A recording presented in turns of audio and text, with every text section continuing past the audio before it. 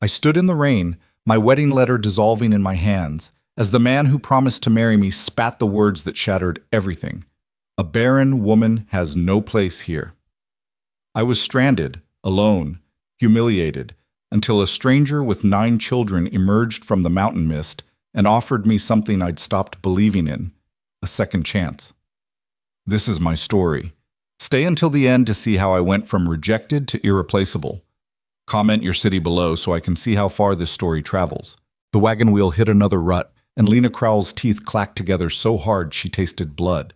She'd been traveling for 6 days, 6 endless days of dust, bone-rattling roads, and the smell of mule sweat so thick it clung to her clothes like a second skin.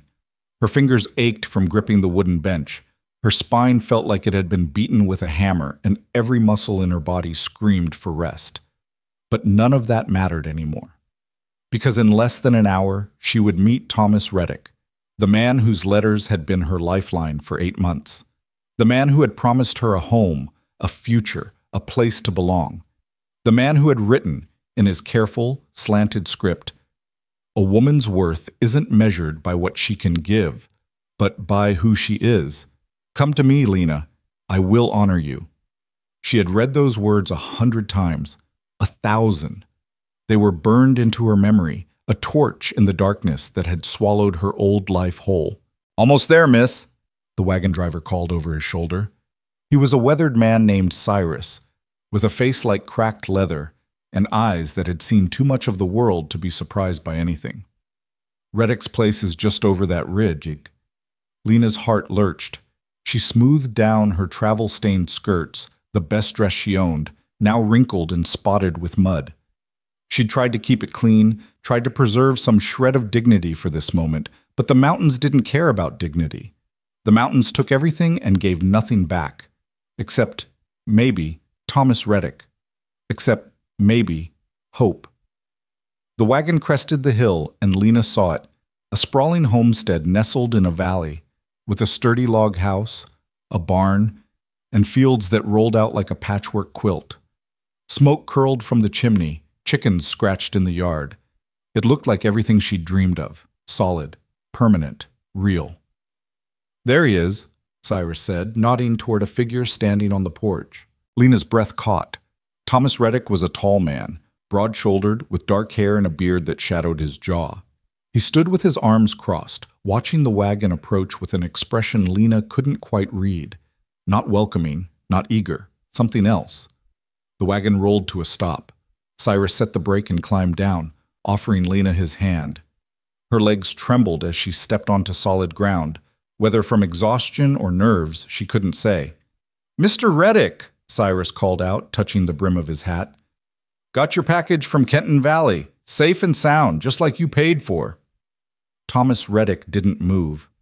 His eyes, cold, gray, like stones pulled from a frozen river, fixed on Lena with an intensity that made her skin prickle. "Mr. Reddick?" Lena's voice came out smaller than she intended. She cleared her throat, tried again. "It's me, Lena Crowell. I got your last letter, and I came as soon as... I know who you are." His voice was flat, empty, like a door slamming shut. Lena's smile faltered. I brought the things you asked for, the seeds and the fabric, and... Did you think I wouldn't find out?" The words hung in the air like a noose. Lena blinked. "Find out? I don't understand. Don't play stupid with me, woman." Thomas descended the porch steps, each footfall deliberate, heavy. "I had questions after your last letter, things you didn't say, things you danced around. So I wrote to your cousin in Kenton Valley, asked some direct questions." Ice flooded Lena's veins. "You wrote to Margaret?" "Damn right I did." He stopped 3 feet away, close enough that she could see the disgust twisting his features. "And she was real helpful. Told me everything I needed to know, about your marriage, about why it ended, about why you're really here." "Thomas, please." Lena reached for him, but he jerked back like she was diseased. "Don't touch me." Cyrus shifted uncomfortably on the wagon seat. "Listen, folks, maybe I should—" "You can go," Thomas snapped. "Your job's done." "Now hold on." Cyrus looked at Lena, concern creasing his weathered face. Miss Crowell paid for passage both ways if things didn't work out. That was the agreement. Things aren't working out. Thomas's jaw clenched. But that's not my problem. Lena's world tilted. What are you saying? He finally looked at her, really looked at her, and the contempt in his eyes was like a physical blow. I'm saying you lied to me. You let me believe you were a decent, honest woman looking for a fresh start. You never mentioned you were damaged goods. The words hit like a slap. Lena recoiled, her face burning. I never lied. You sure as hell didn't tell the truth. Thomas's voice rose, sharp enough to scatter the chickens. Your cousin told me everything. How your husband left you after 5 years because you couldn't give him children. How the doctors said you're barren as a salt flat. How you've been passed around from relative to relative like unwanted baggage because nobody knows what to do with a broken woman. Each word was a knife, precise and cruel. Lena's vision blurred. She couldn't breathe, couldn't think. I asked you in my letters, Thomas continued, relentless. I asked if there was anything I should know, anything that might affect our arrangement, and you wrote back. He pulled a crumpled letter from his pocket, shook it at her. You wrote back, I have nothing to hide. I come to you with an honest heart. Well, that was a damn lie, wasn't it? I didn't think, Lena's voice cracked. I didn't think it mattered. You said a woman's worth wasn't measured by what she can give. Thomas laughed, bitter and harsh. You really think I meant that? You think any man means that? He shook his head, disgust radiating from every line of his body. I need sons, Miss Crowell. I need heirs to work this land, to carry on my name. What good is a wife who can't provide that? You're useless to me. The world went very quiet. Somewhere a crow cawed. The wind rustled through the pine trees. Lena heard her own heartbeat, loud and painful in her ears. Please, she whispered, I have nowhere else to go. That's not my concern. Thomas, I sold everything. I used every penny I had to get here. If you turn me away, you should have thought of that before you deceived me. He turned his back on her, started toward the house. Cyrus, get her off my property. Now see here. Cyrus climbed down from the wagon, his face reddening. You can't just leave a woman stranded in the middle of nowhere. That ain't Christian, and it sure ain't decent. Thomas paused on the porch steps. Then take her back where she came from. I told you she paid for a round trip if needed. She didn't pay for immediate return. I've got other deliveries to make, and I'm not heading back to Kenton Valley for another 2 weeks. Not my problem. Thomas disappeared into the house. The door slammed with a finality that echoed across the valley. Lena stood frozen, her mind unable to process what had just happened. This couldn't be real. This couldn't be happening. She had come so far, sacrificed so much, believed so completely. Miss Crowell, Cyrus's voice was gentle, pitying. I'm sorry. I truly am. But I can't force the man to take you in, and I can't change my route. I've got contracts, obligations. I understand. The words came out mechanical, distant, like someone else was speaking with her mouth. There's a town about 15 miles north. Millbrook. Small place, but they've got a boarding house. Maybe you could... 15 miles? I could take you part way. I'm heading northeast anyway, and I could drop you at the crossroads. From there, it's only about 8 miles on foot. You could make it before nightfall if you... Thank you, Mr. Cyrus.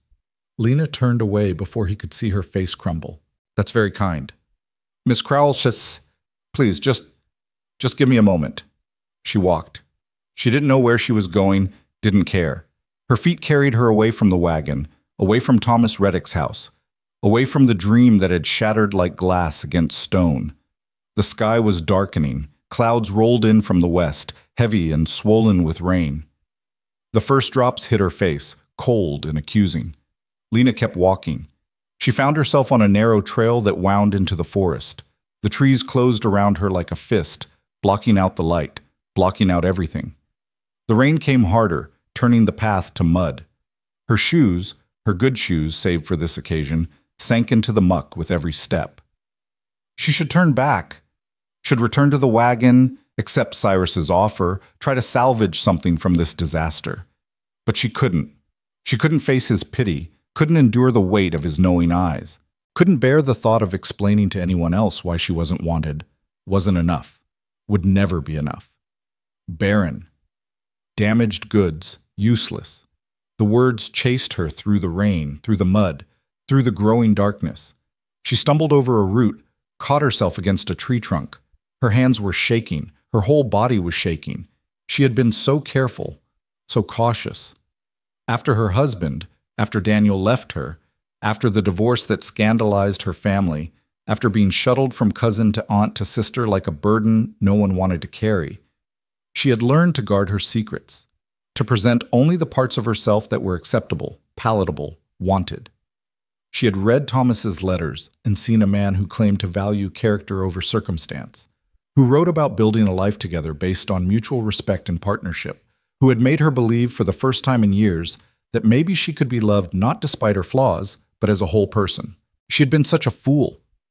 The rain was coming down in sheets now, soaking through her dress, her petticoats, her skin. Lena's teeth chattered. She wrapped her arms around herself, trying to hold in some warmth, but it was useless. The cold was inside her now, deeper than any rain could reach.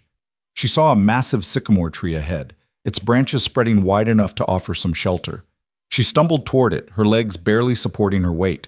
When she reached the trunk, she collapsed against it, sliding down until she sat in the mud and rotting leaves. This was it then. This was how it ended. Alone in the woods, rejected by a man she'd never even met, with nowhere to go and no one who cared. Lena reached into her pocket with numb fingers, pulled out Thomas's letters. The paper was already damp, the ink beginning to run. She stared at the words she'd memorized, the promises that meant nothing. A woman's worth isn't measured by what she can give. Lies. All lies. All. She let the letters fall from her hands, watched them dissolve into the mud. 8 months of hope. 8 months of careful planning and desperate belief, reduced to pulp. The sobs came then, tearing out of her chest like wild animals. She buried her face in her hands and cried, for the life she'd lost, for the future she'd never have, for the children she'd never bear, for every cruel word and pitying look and door closed in her face. She cried until she had nothing left, until she was hollow and empty, and so tired.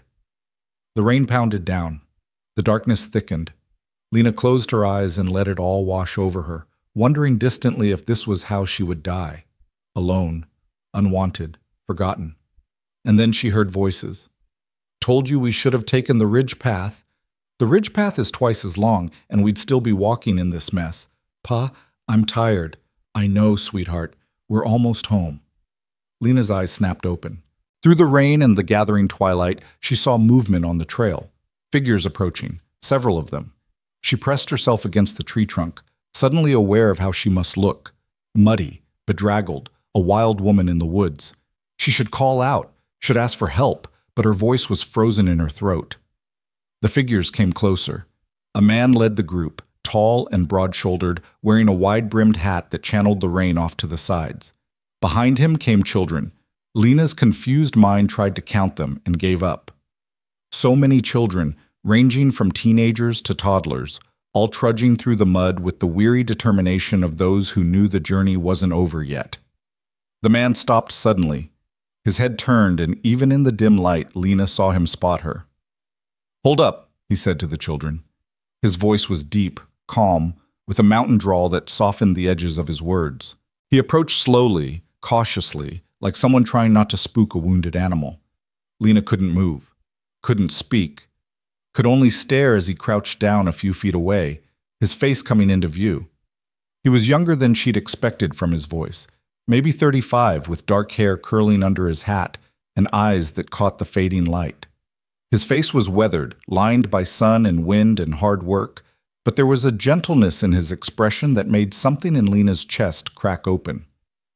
"Ma'am," he said quietly. "You hurt?"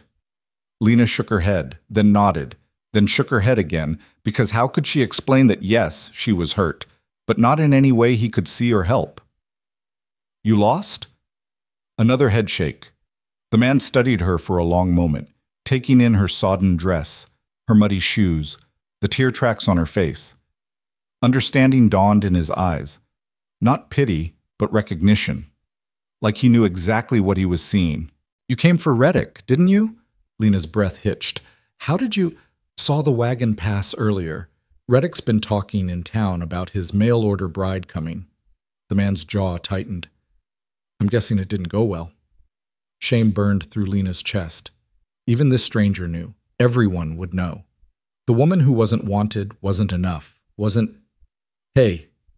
The man's voice cut through her spiraling thoughts. "Whatever he told you, whatever reason he gave, it's not your fault. You hear me? Thomas Reddick is a mean-spirited bastard who gets his kicks making people feel small. This is on him, not you." The kindness in his words was too much. Lena felt fresh tears spill over, hot against her cold cheeks. "I have nowhere to go," she whispered.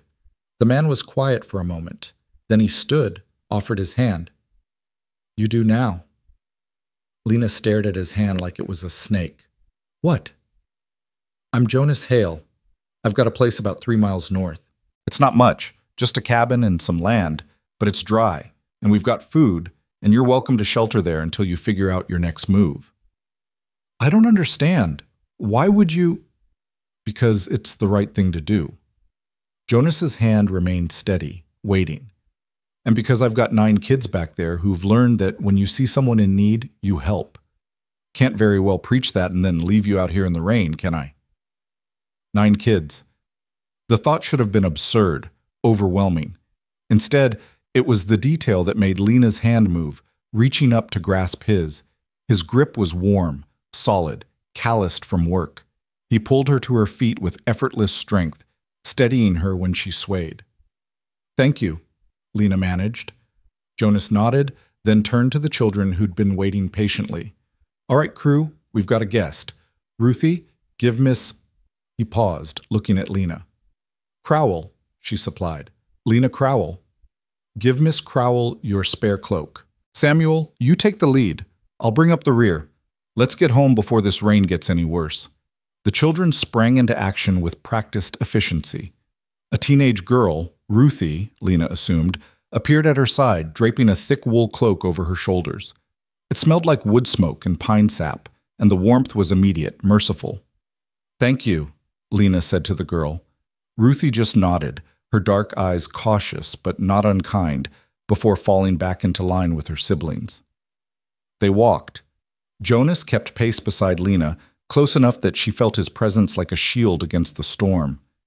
The children moved ahead, their voices carrying back through the rain, bickering, laughing, asking questions that Jonas answered with patient humor. "How old are they?" Lena asked, needing to focus on something beyond her own misery. "Ruthie's 15, Samuel's 13. Then there's Margaret, we call her Maggie. She's 11. The twins, Daniel and David, are 9. Esther's 7.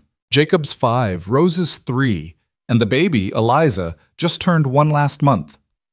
9 children. 9. Lena's mind reeled. "Your wife must be dead." The word was gentle but final. 3 years now. Fever took her." "Oh, I'm sorry. I didn't mean to." "It's all right. You couldn't have known." Jonas adjusted his hat, rain streaming off the brim. "We manage. The older ones help with the younger ones. We've got a routine. It works." But Lena heard what he wasn't saying. The exhaustion buried under the calm, the weight of raising 9 children alone, the daily struggle to keep everyone fed and safe and whole. They crested a small hill, and through the rain, Lena saw lights. A cabin materialized out of the darkness, larger than she'd expected but still rough-hewn and simple. Smoke rose from the chimney. Windows glowed with warm golden light. It looked like a miracle. The children surged ahead, whooping with relief as they reached the porch. Jonas guided Lena up the steps, opened the door, and ushered her into warmth. The cabin was chaos. Children everywhere, shedding wet clothes, tracking mud, talking over each other.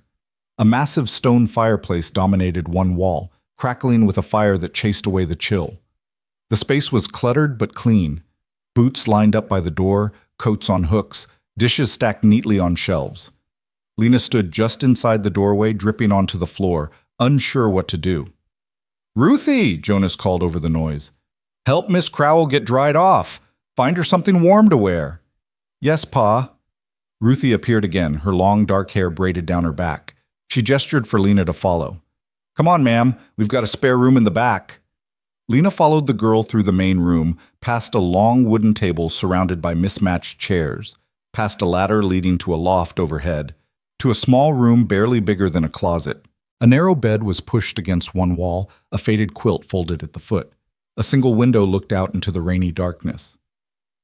It's not much, Ruthie said, her voice carefully neutral. But it's private. It's perfect. Thank you. Ruthie pulled a dress from a wooden chest at the foot of the bed. This was Ma's. Might be a little loose on you, but it's dry. She set it on the bed along with a towel. I'll give you some privacy to change. When you're ready, come back to the main room. Pa's probably starting supper. She left, closing the door quietly behind her. Alone for the first time in hours, Lena sank onto the bed. Her hands were shaking again, but not from cold, from the sheer impossibility of what had just happened.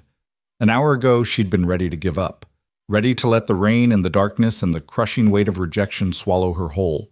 And now she was here, in a stranger's home, being offered shelter and kindness by a man who had no reason to help her. She didn't understand it, didn't trust it, but she was too tired, too broken to question it anymore tonight. Lena peeled off her sodden dress, her layers of wet petticoats, her ruined shoes. She dried herself with the towel, then slipped into the borrowed dress. It was simple, made of sturdy brown cotton, worn soft from years of washing. It did hang loose on her frame, but it was warm and dry, and that was all that mattered. She took a shaky breath, ran her fingers through her tangled hair, and opened the door. The main room had settled into a more organized chaos. Jonas stood at the stove, stirring something in a large pot. The older children were setting the table, while the younger ones played quietly near the fire. When Lena emerged, several pairs of eyes turned her way. Miss Crowell, Jonas said, glancing over his shoulder. You look warmer. Good. Supper's almost ready. Hope you like stew. Yes, thank you. Lena hovered uncertainly. Is there something I can do to help? Jonas looked at her for a long moment, something thoughtful in his expression. You know how to slice bread? Yes?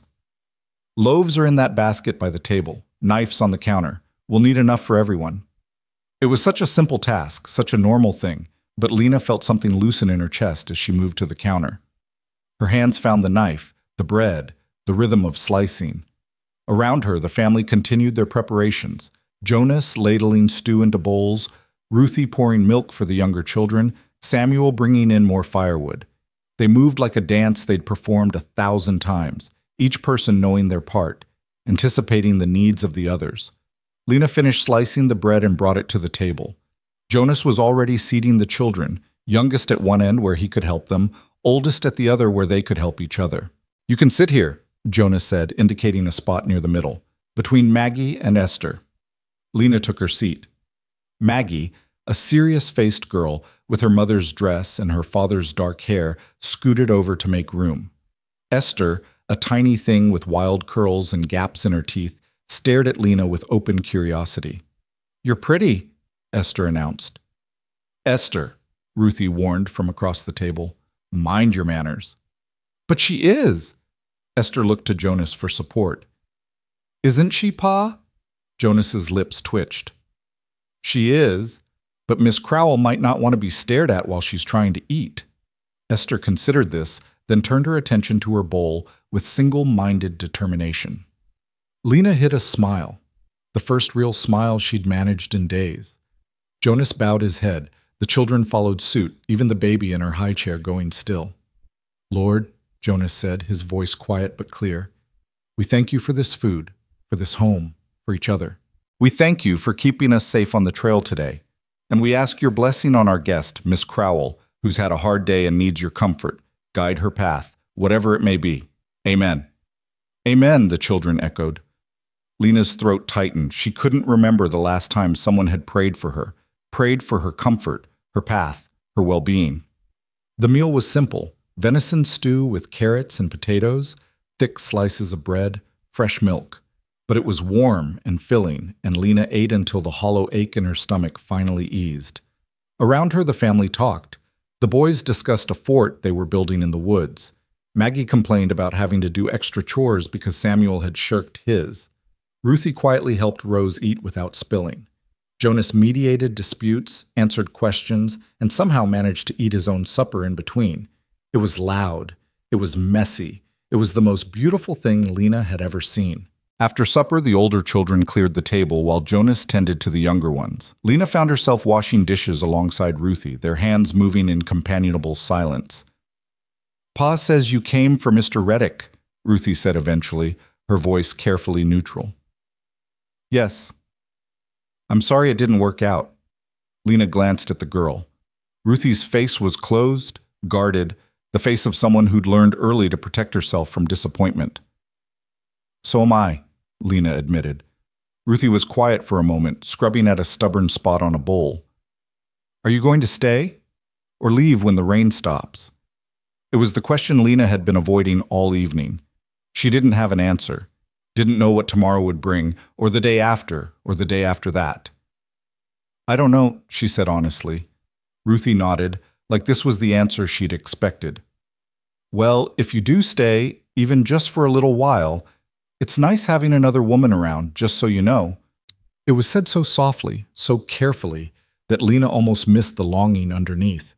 This girl, barely 15, carrying the weight of a household on her shoulders, trying to be mother to her siblings, trying to be strong, trying to fill an impossible void. "It's nice being here," Lena said. "Just so you know." Ruthie's lips curved in the smallest of smiles before she ducked her head, focusing on the dishes again.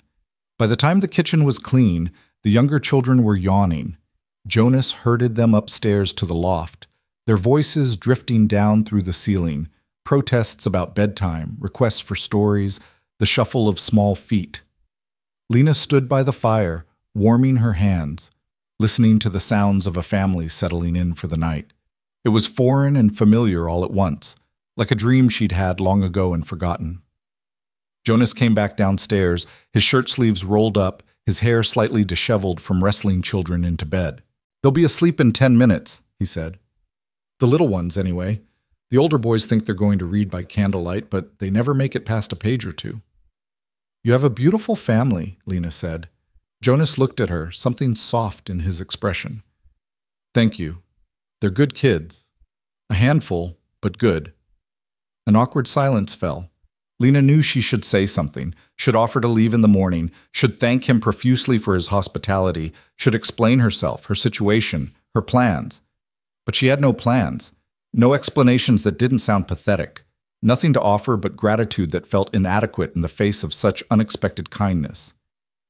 "Mr. Hale," she began. "Jonas," he corrected gently.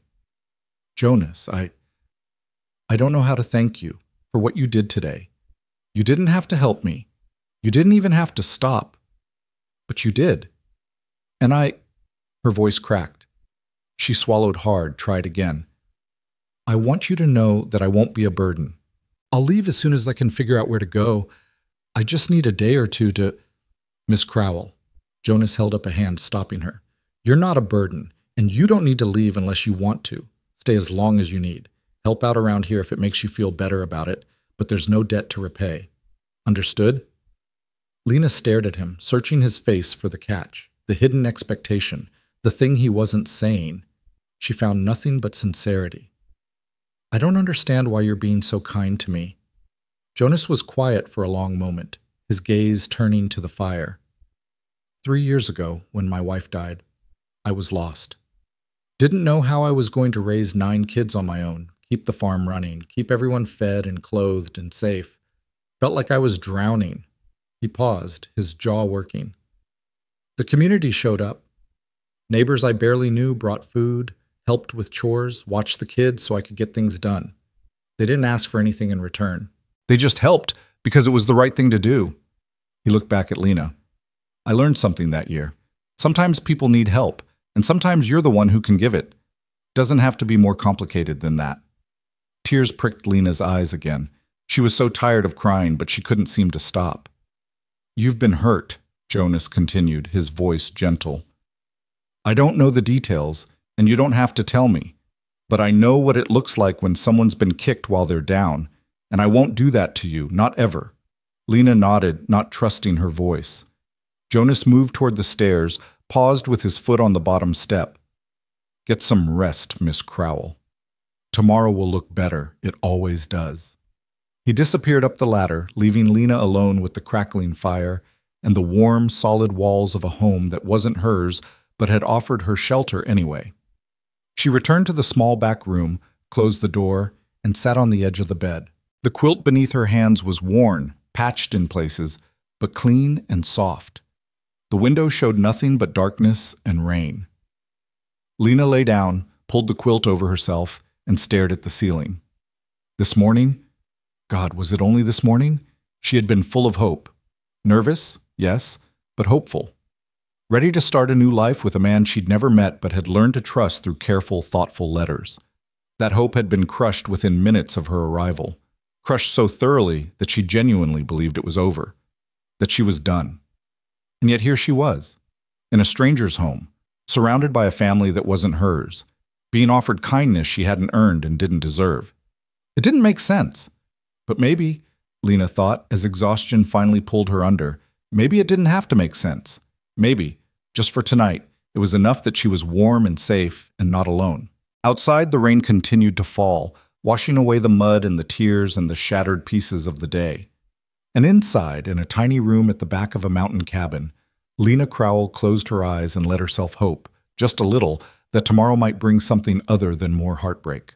Lena woke to the sound of children arguing.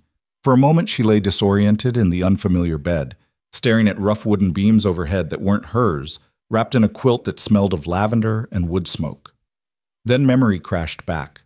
The rejection, the rain, Jonas Hale and his 9 children appearing like something out of a fever dream. She sat up slowly, every muscle protesting. The borrowed dress was twisted around her legs and her hair hung in tangled waves down her back. Through the small window, pale morning light filtered through dissipating clouds. The storm had passed. The arguing grew louder. "My turn to feed the chickens. You did it yesterday. Pa said we're supposed to take turns." "That's because you were sick last week and I had to do your chores and mine." Lena rose, smoothed down her dress as best she could, and opened the door. The main room was already alive with activity. Jonas stood at the stove, flipping flapjacks with practiced efficiency while simultaneously settling a dispute between the twins. Ruthie was braiding Rose's hair. Samuel was trying to convince his father he was old enough to take the wagon to town alone. The baby, Eliza, banged a wooden spoon against her high chair with rhythmic determination. No one noticed Lena at first. She stood in the doorway, watching this choreographed chaos with something like awe. In her old life, in her marriage to Daniel, mornings had been silent, tense affairs. Her husband reading his newspaper, her moving quietly so as not to disturb him, both of them existing in the same space without really touching. This was different. This was noise and life and energy bouncing off every wall. "Miss Crowell!" Esther spotted her first, waving enthusiastically from her seat at the table. "You're awake. Pa made flapjacks. Do you like flapjacks? I like them best with honey, but Jacob likes molasses, and—" "Esther, breathe," Ruthie said mildly, tying off Rose's braid. Jonas turned from the stove, a slight smile playing at his lips. "Morning. Hope the noise didn't wake you too early." "No, Lena realized with a start that she'd slept through the entire night. No waking in the dark, no lying awake replaying her failures, no tears soaking her pillow, just deep, dreamless sleep. "I slept well, thank you." "Good. You looked like you needed it." He gestured to the table with his spatula. "Sit. Breakfast is almost ready." Lena moved to take the same seat as last night between Maggie and Esther. The little girl immediately scooted closer, chattering about the tadpoles she'd found in the creek, and could she keep them as pets, and would they turn into frogs if she waited long enough? "Yes, they'll turn into frogs," Lena answered, feeling steadier on this safe ground of simple questions. "But they need water, lots of it, and special food." Esther's eyes went wide. "What kind of special food?" "Algae, mostly, and tiny insects." "We have lots of insects." Esther bounced in her seat. "Jacob found a beetle yesterday that was this big." She spread her hands improbably wide. "It was not that big." Jacob protested from across the table. It was just a regular beetle. Was too that big. Tell her, Maggie. Maggie, who'd been quietly eating her breakfast, looked up with the long-suffering expression of a middle child. It was a normal-sized beetle, Esther. You're exaggerating again. Jonas set a plate in front of Lena. 3 golden flapjacks, a pat of butter melting on top, honey drizzled over everything. The smell alone made her stomach rumble. Thank you, she said. He nodded, already moving to serve the next child. Lena watched him work. The easy way he moved between stove and table, how he knew without asking that Daniel liked his flapjacks cut into squares and David preferred his whole. How he automatically gave Ruthie an extra because she never took enough for herself. This was a man who knew his children, who paid attention. Lena ate slowly, savoring each bite. Around her, breakfast continued in its chaotic rhythm. Samuel reminded his father about the fence that needed mending in the north pasture. Ruthie mentioned they were running low on flour and sugar. The twins argued about whose turn it was to collect eggs until Jonas settled it with the patience of Solomon. After breakfast, Jonas announced, raising his voice to be heard over the din, Samuel and I will work on the fence. Ruthie, you're in charge of the little ones. Maggie, I need you to weed the vegetable garden. Twins, you're on firewood duty, and I mean actual work, not building elaborate forts in the woodpile. But Pa, Daniel started. No forts. Not today. We need that wood stacked properly before the next rain. The boys subsided into grumbling but didn't argue further. Jonas's gaze landed on Lena. Miss Crowell, you're welcome to rest today. Get your bearings. Or if you'd rather keep busy, I'm sure Ruthie could use an extra pair of hands with the children. I'd like to help, Lena said immediately. The thought of sitting alone in that small room with nothing to do but think about her situation was unbearable. Whatever you need. Something approving flickered in Jonas's eyes. Ruthie? The girl looked up from cutting Rose's flapjacks into small bites. The washing needs doing, and Rose needs a bath. She got into the mud yesterday, and someone should probably check on the chickens because I heard them making a fuss earlier. I can do all of that, Lena offered. Ruthie's expression was carefully neutral, but Lena saw the relief underneath. This girl carried too much, too young. After breakfast, the family scattered to their various tasks. Jonas and Samuel headed out with tools and determined expressions. The twins trudged toward the woodpile with exaggerated reluctance. Maggie gathered her gardening supplies, and Ruthie herded the younger children, Esther, Jacob, Rose, and baby Eliza, into something resembling order. The washtub is out back, Ruthie told Lena. I already drew water this morning, but it'll need heating, and Rose... She turned to the 3-year-old who was already trying to escape toward the door. You need a bath, little miss. No arguments. Rose's lower lip jutted out. Don't want a bath. You're covered in mud from yesterday. You need a bath. No! Lena knelt down to Rose's level, remembering the tricks she'd learned with her nieces and nephews during those awkward years of being passed between relatives.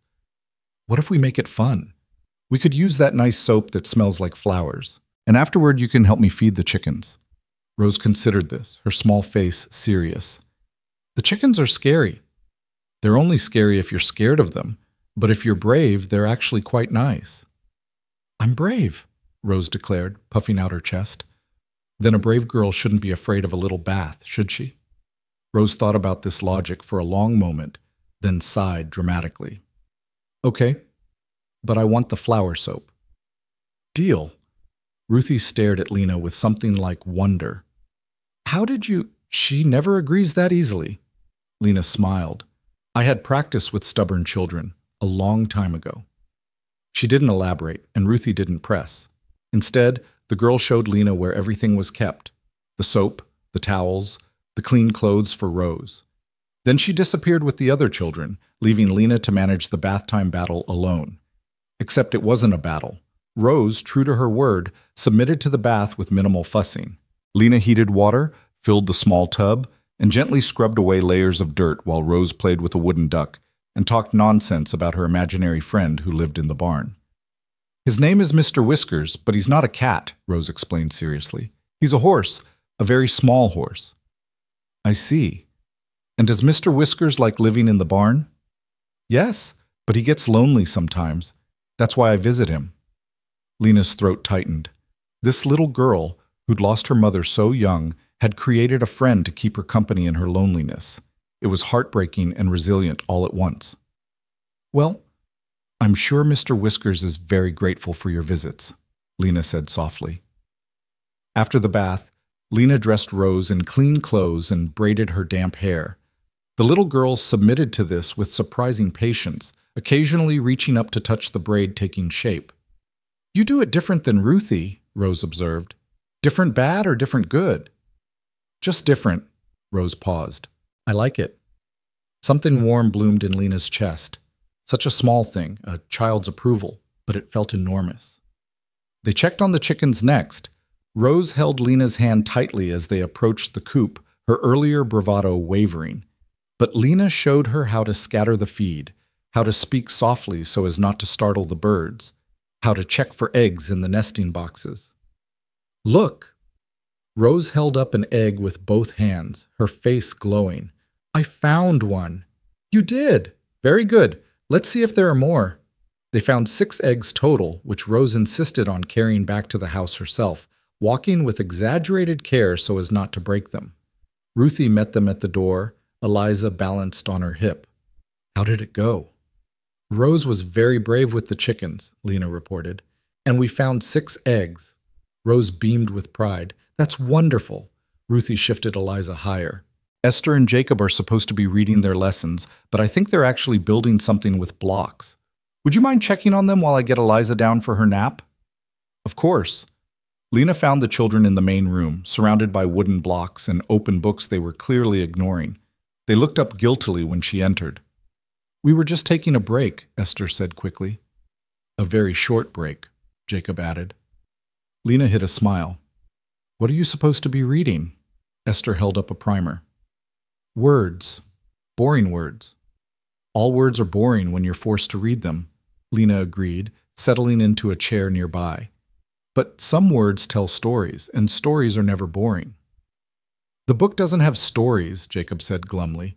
"Just the cat sat on the mat and stuff like that." "Well, that's because you're supposed to use those words to make your own stories." Lena leaned forward conspiratorially. "For instance, why did the cat sit on the mat?" Esther blinked. "Because that's what cats do?" "Maybe.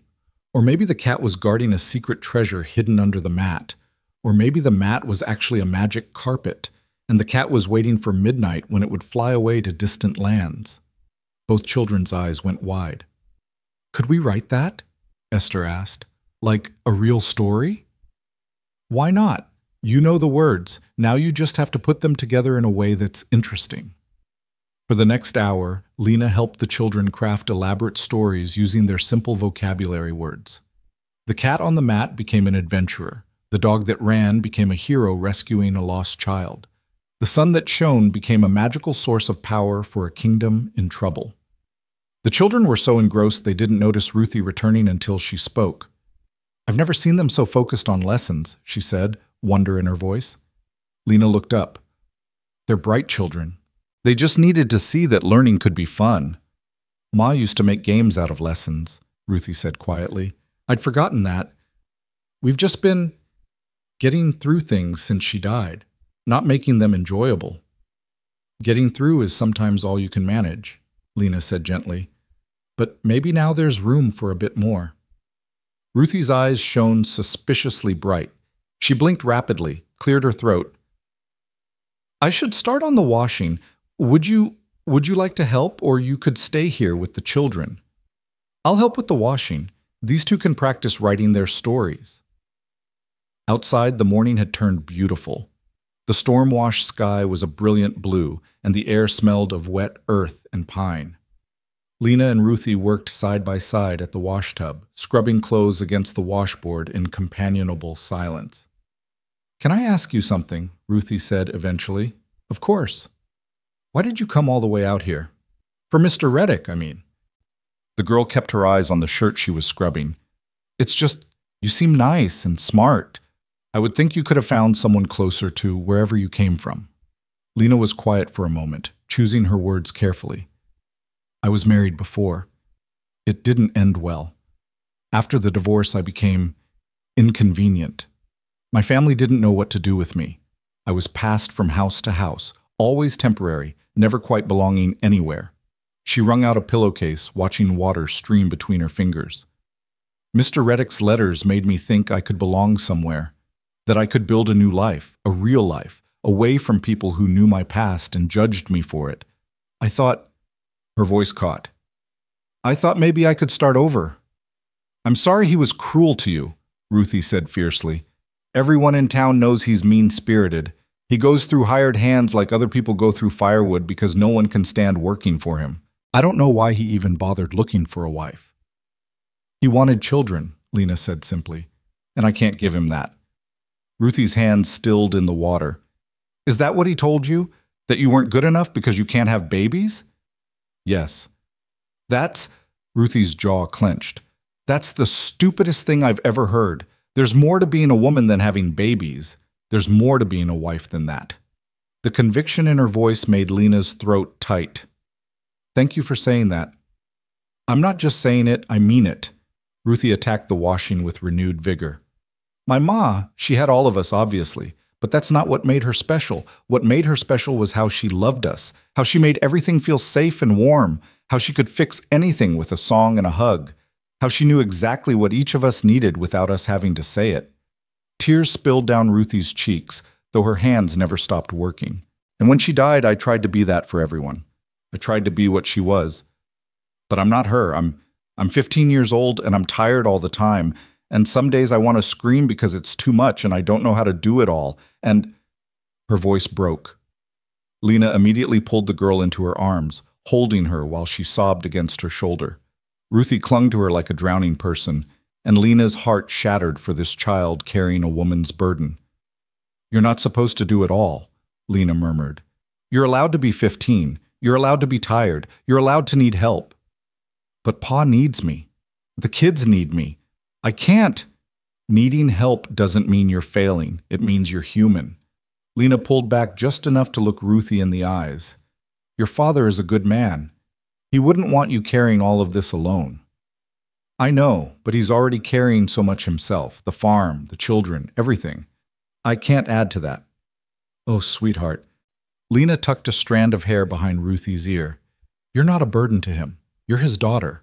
And daughters aren't supposed to sacrifice themselves to make things easier for everyone else. Ruthie wiped her eyes roughly. I'm sorry. I don't know why I'm telling you all this. You're a guest, and I shouldn't. I'm glad you told me, and for what it's worth, I think you're doing an incredible job. But you don't have to do it alone anymore. Not while I'm here. Something cautiously hopeful flickered across Ruthie's face. How long will you be here? It was the same question Ruthie had asked last night, and Lena still didn't have an answer. She didn't know what came next, didn't know where she would go or what she would do. The future stretched ahead like unmapped territory. But looking at this girl, this brave, exhausted, fierce girl who'd opened up to her, Lena felt something shift inside her chest. I don't know, she admitted. But for as long as I am here, you can count on me, all right? Ruthie nodded, sniffling.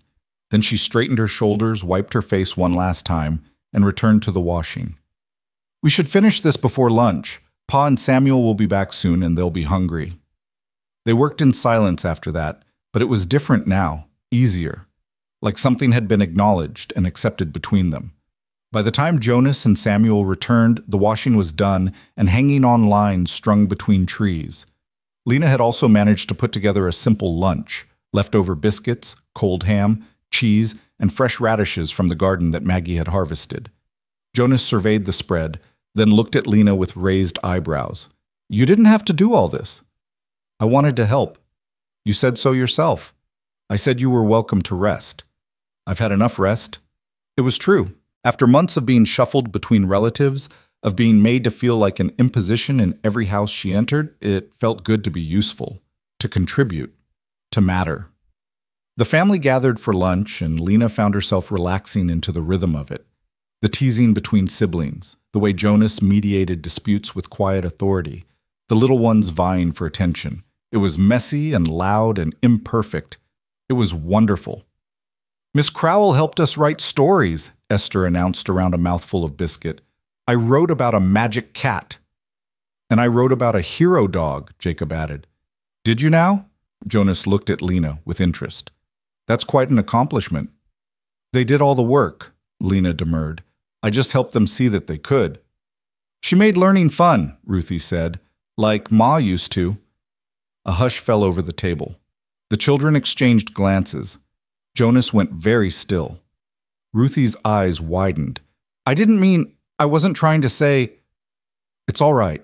Jonas's voice was gentle. It's good to remember your Ma, to remember how she did things. That's not something to apologize for. He looked at Lena then, and there was something in his expression she couldn't quite name. Gratitude, maybe, or recognition. Thank you, he said simply, for helping today. It was my pleasure. After lunch, Jonas returned to his work, taking Samuel with him. The afternoon stretched ahead, filled with the endless small tasks that kept a household running. Lena threw herself into them, mending torn clothes, sweeping floors, helping Maggie in the garden, playing quiet games with the little ones, while Ruthie finally had a moment to herself. As the sun began its descent toward the mountains, Lena found herself in the garden, pulling weeds alongside Maggie. The girl worked with methodical precision, her small hands efficient and sure. Do you miss your old home? Maggie asked suddenly. Lena considered the question. Parts of it. I miss the familiarity, knowing where everything was, having a routine. But not the people? No, Lena admitted. Not most of them. Maggie was quiet for a moment, uprooting a stubborn dandelion.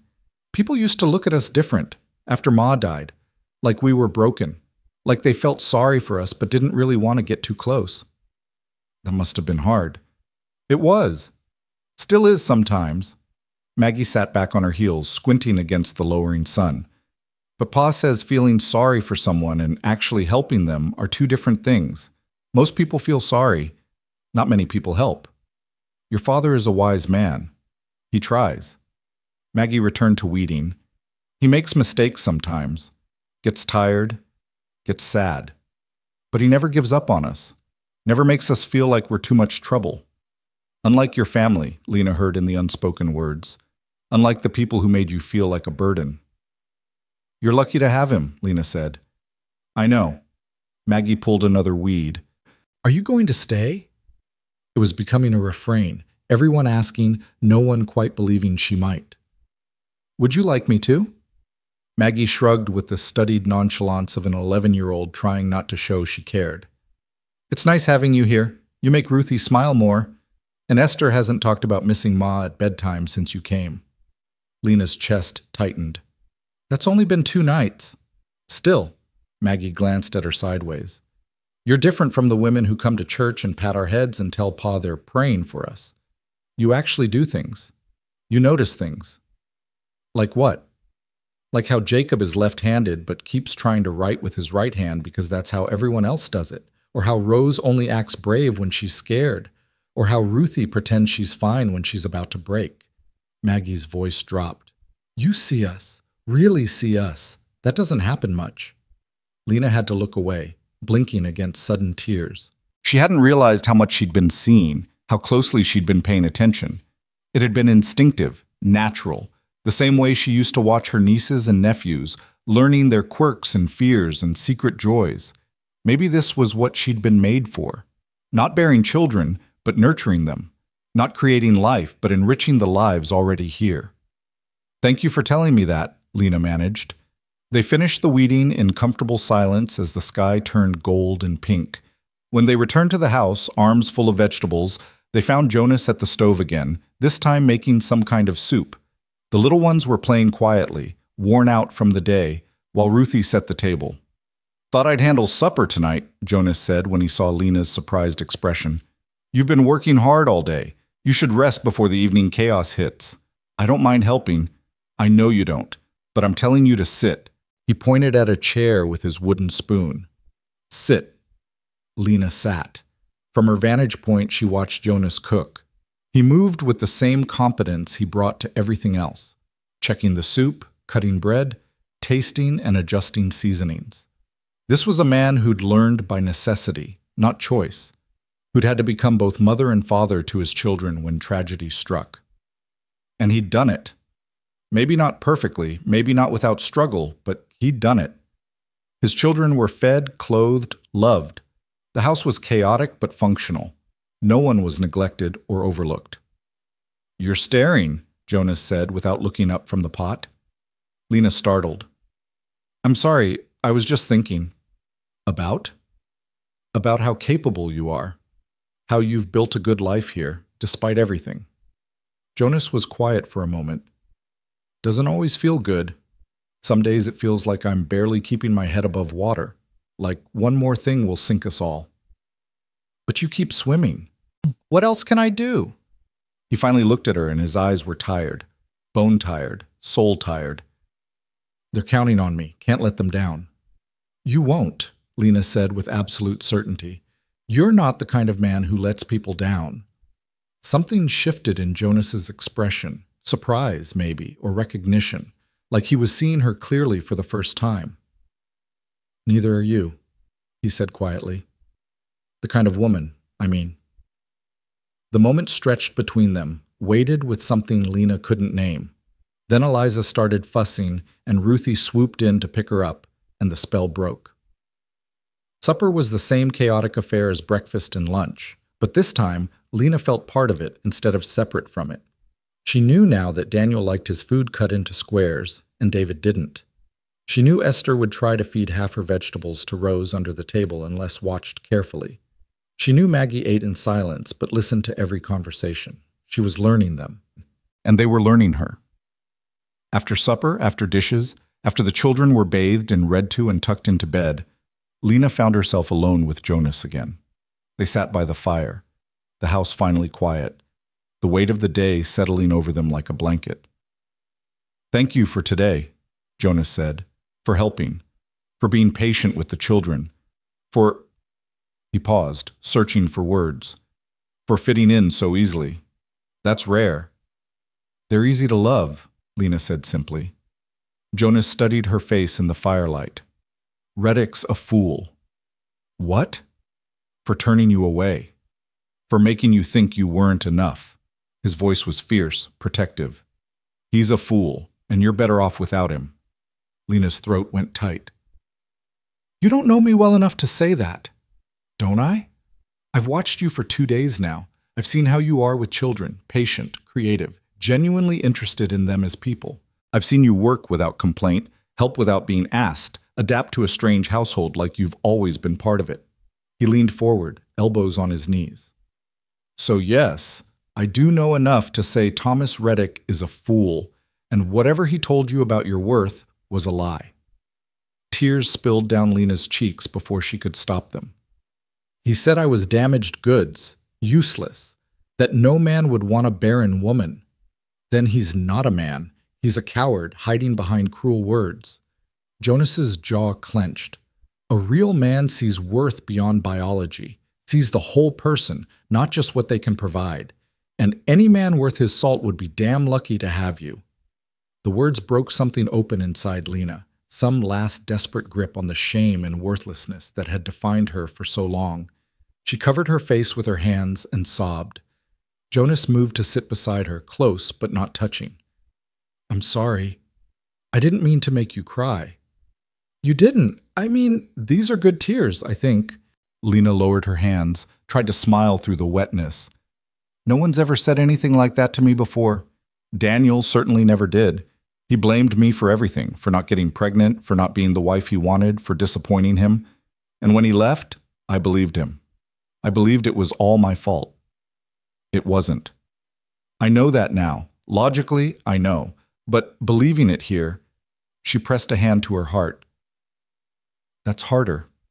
"It takes time," Jonas said gently. "Healing always does." They sat in silence for a while, watching the fire burn down to embers. Lena felt wrung out but lighter somehow, like something poisonous had been lanced and drained away. "Can I ask you something?" she said eventually. "Anything." "Why did you stop? That first night, in the rain. You had 9 children with you. You were trying to get home before dark. You had every reason to just keep walking. Why did you stop for me?" Jonas was quiet for a long moment. "Because I saw myself 3 years ago. Lost, overwhelmed, not sure how to keep going. And I remembered how much it meant when people stopped. When they saw me struggling and chose to help instead of looking away. He glanced at her. I couldn't walk past you any more than I could have walked past my own reflection in a moment of need. I'm glad you stopped, Lena whispered. So am I. The fire popped, sending up a small shower of sparks. Upstairs, one of the children coughed in their sleep. The familiar sounds of the house settling for the night surrounded them. You know, Jonas said slowly, you're welcome to stay longer, much longer if you want. The children have taken to you and… He cleared his throat. It's nice having another adult around, someone who understands the work, who doesn't just visit and leave. Lena's heart raced. Jonas, I couldn't impose it. It's not an imposition if I'm asking. And I am asking, I mean. He met her eyes. Stay, Lena, not as a guest, as part of this household. Help with the children, the work, whatever you're comfortable with. In exchange, you'll have a home, a real home, not a temporary stop, for as long as you need it. I don't know what to say. Say yes, or say you'll think about it, but don't say no because you think you're being a burden, because you're not. He paused, choosing his words carefully. You're making things better, already, in just 2 days. Lena looked around the cabin, at the toys scattered near the hearth, the coats hanging by the door, the table still bearing the marks of children's elbows and spilled milk. This wasn't her home. These weren't her children. This wasn't her life. But it could be. I'll stay, she heard herself say, for as long as you'll have me. Jonas's smile was like sunrise, slow, warm, transforming his entire face. Then welcome home, Lena Crowell. And for the first time in longer than she could remember, Lena believed that maybe, just maybe, she had finally found where she belonged. 3 weeks passed like water flowing downstream, steady, natural, inevitable. Lena settled into the rhythm of the Hale household as if she'd always been part of it. She woke before dawn to start breakfast, spent her days teaching the children and managing the endless chores, and fell into bed each night with the bone-deep satisfaction of having been useful, needed, wanted. The children stopped calling her Miss Crowell and started calling her Miss Lena. Small hands reached for hers without hesitation. Esther climbed into her lap during evening story time. Even Ruthie, cautious Ruthie, began to relax, to trust that Lena wasn't going to disappear like morning mist. Jonas worked from dawn to dusk, managing the farm with quiet competence. But Lena noticed things, how he smiled more easily now, how the tension in his shoulders eased when he came home to find supper ready and children happy, how sometimes when their eyes met across the table, something warm and unspoken passed between them. It was a good life, a peaceful life. Too good, maybe. Too peaceful. Lena should have known it couldn't last. The trouble started on a Saturday when Jonas took Lena and the older children into Millbrook for supplies. The town was small, a general store, a church, a handful of other buildings clustered around a dusty main street. People moved with the unhurried pace of those who had nowhere more important to be. Jonas helped Lena down from the wagon, his hand steady at her elbow. Store's just there. I need to stop by the blacksmith, but Ruthie and Samuel can help you get what we need. All right. Lena smoothed down her skirts. Another borrowed dress of Jonas's late wife, altered to fit her frame. She'd protested at first, but Jonas had insisted. Can't have you wearing the same dress every day, he'd said. Sarah would want them used, not gathering dust.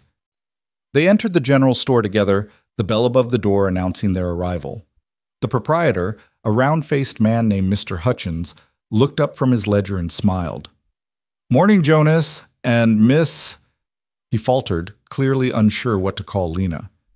Miss Crowell, Jonas supplied. She's helping with the children. Ah, Mr. Hutchins' smile widened. Well, that's wonderful. Lord knows you needed an extra pair of hands out there. They gathered their supplies, flour, sugar, salt, fabric for new shirts for the boys who were growing like weeds. Lena was examining a bolt of blue calico when she heard the door open behind her. Well, well, if it isn't the woman Thomas Reddick threw back. The voice was female, sharp-edged with false sweetness. Lena turned to find a woman in her late 30s, dressed in clothes a shade too fine for a Saturday morning in Millbrook. Her hair was elaborately curled, her lips painted red, and her eyes held the calculating gleam of someone who trafficked in other people's misfortunes. "Mrs. Talbot," Mr. Hutchins said, his friendly tone noticeably cooler. "What can I do for you?" "Oh, I'm just looking." Mrs. Talbot's gaze never left Lena. "But I couldn't help noticing Jonas Hale's wagon outside. And here I find you, Miss Crowell, playing house with a widower and his brood." Lena's spine stiffened. "I'm helping Mr. Hale with his children. There's nothing improper about it." "Oh, I'm sure there isn't." Mrs. Talbot's smile was all teeth. "After all, what impropriety could there be in a divorced woman living alone with a man? Why, it's practically a church social." Heat flooded Lena's face. Across the store, she saw Ruthie and Samuel freeze, their eyes wide. "That's enough, Constance," Mr. Hutchins said sharply. "Miss Crowell is a customer, and I'll thank you to speak civilly in my store." "I'm only stating facts, Herbert, facts that the whole town will be discussing soon enough." Mrs. Talbot examined her gloves with exaggerated interest. "After all, it's quite the coincidence, isn't it? A desperate woman shows up claiming Thomas rejected her, and next thing we know, she's installed herself in another man's home. One has to wonder about opportunism of it all." "You don't know what you're talking about," Lena said, her voice shaking with suppressed anger. "Don't I? Thomas told everyone at church about the Barren woman who tried to trick him into marriage. Said you lied about your whole situation, made him believe you were something you weren't." Mrs. Talbot's eyes glittered. "And now here you are, latching on to the first lonely widower you could find. Tell me, Miss Crowell, does Jonas know about your little deficiency, or are you keeping that secret too?" The words hit like physical blows. Lena couldn't breathe, couldn't think past the roaring in her ears.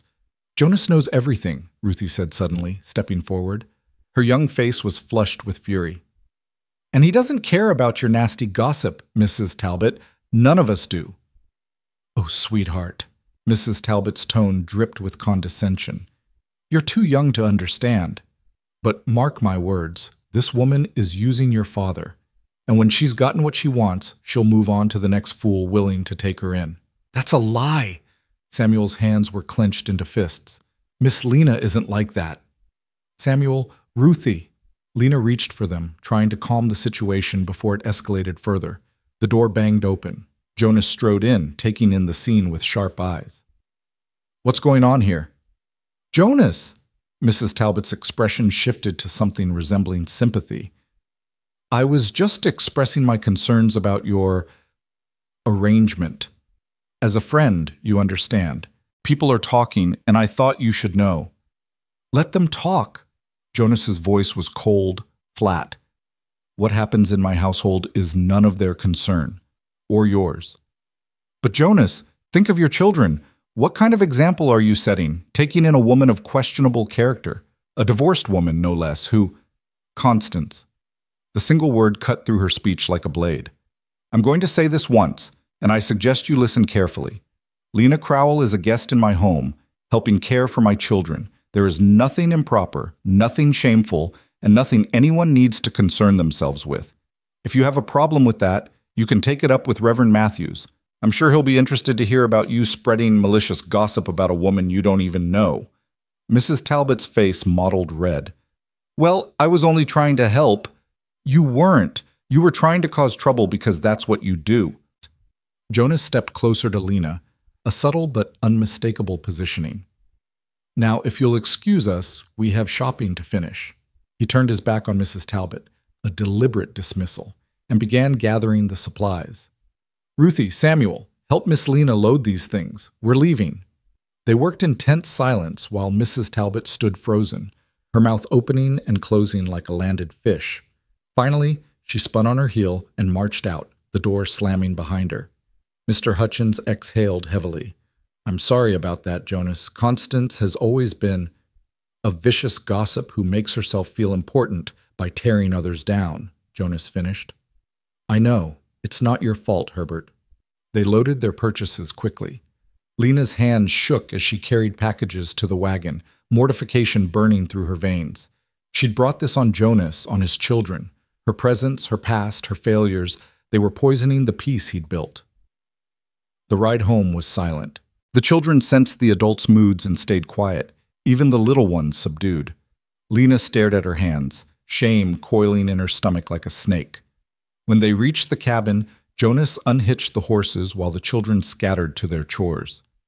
Lena moved to help unload supplies, but Jonas caught her arm gently. "Leave it. We need to talk."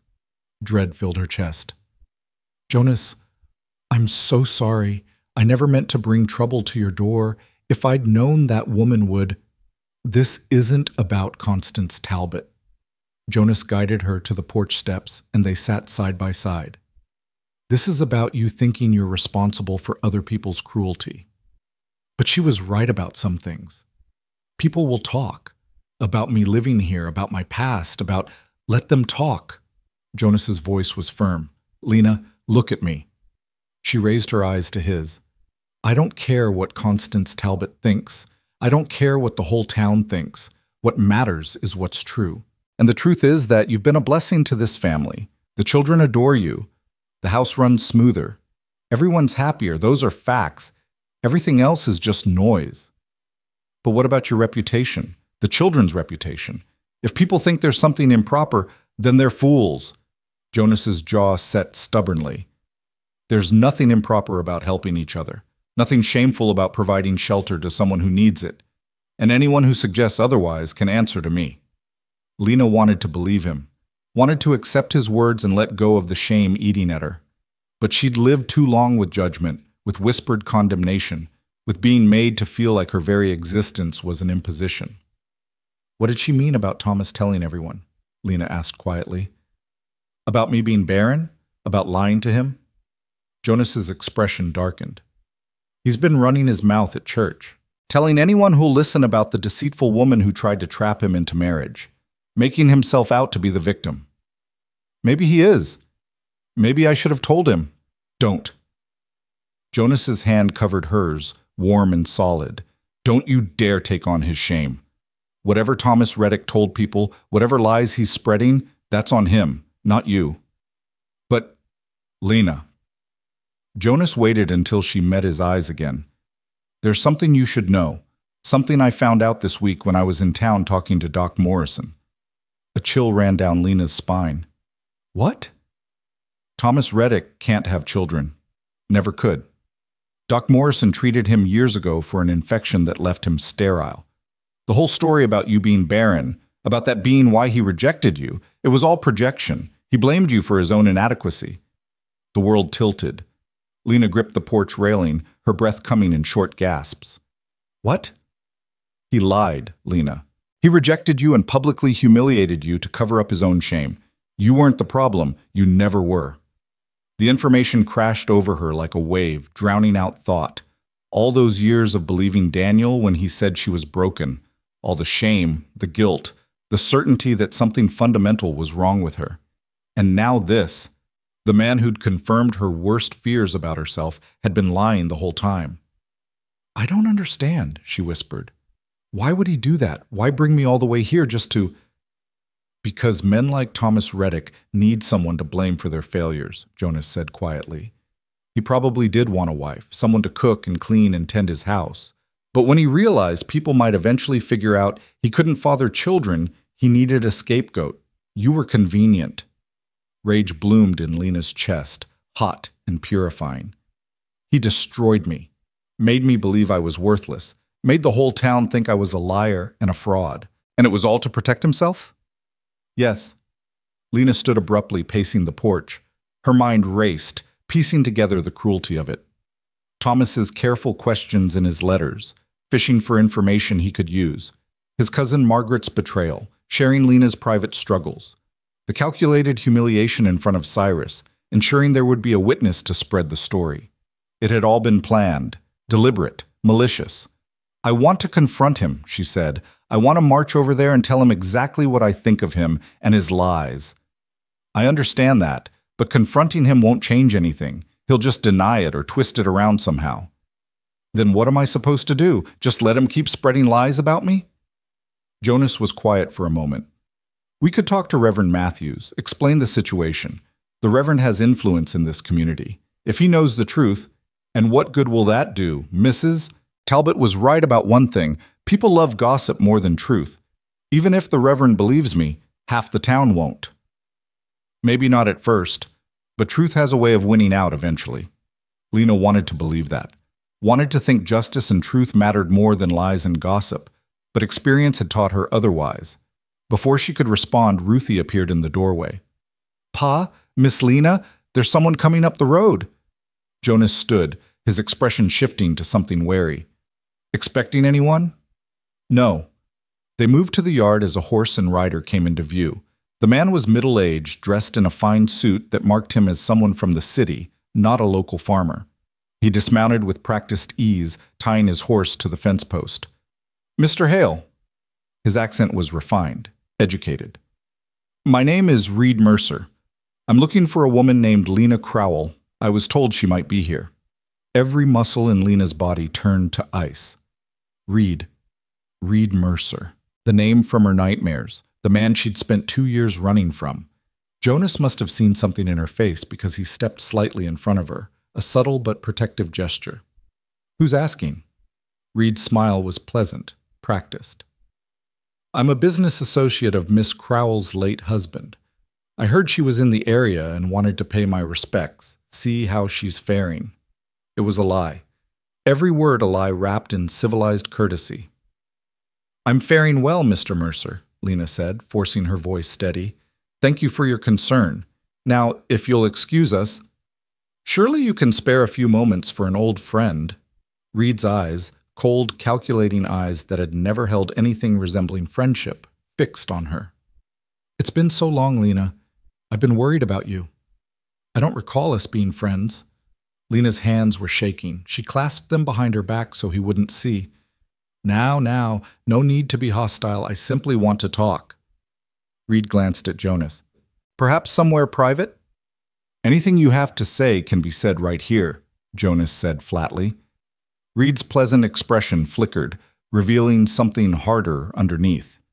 "Mr. Hale, I appreciate your hospitality to Miss Crowell, but this is a private matter, between old acquaintances. She's not going anywhere with you. I wasn't aware Miss Crowell needed a keeper." Reed's tone sharpened. "Or has she misrepresented her situation to you as well? It seems to be a pattern with her." "You need to leave," Jonas said. "Now." Reed made no move toward his horse. Instead, he looked past Jonas to Lena, his gaze invasive, possessive. "You can't run forever, Lena. Sooner or later, we need to settle accounts. The money you took?" "I didn't take anything that wasn't owed to me." The words burst out before Lena could stop them. "Daniel left me with nothing. Nothing. Those items I sold were mine, gifts from my family, and I had every right."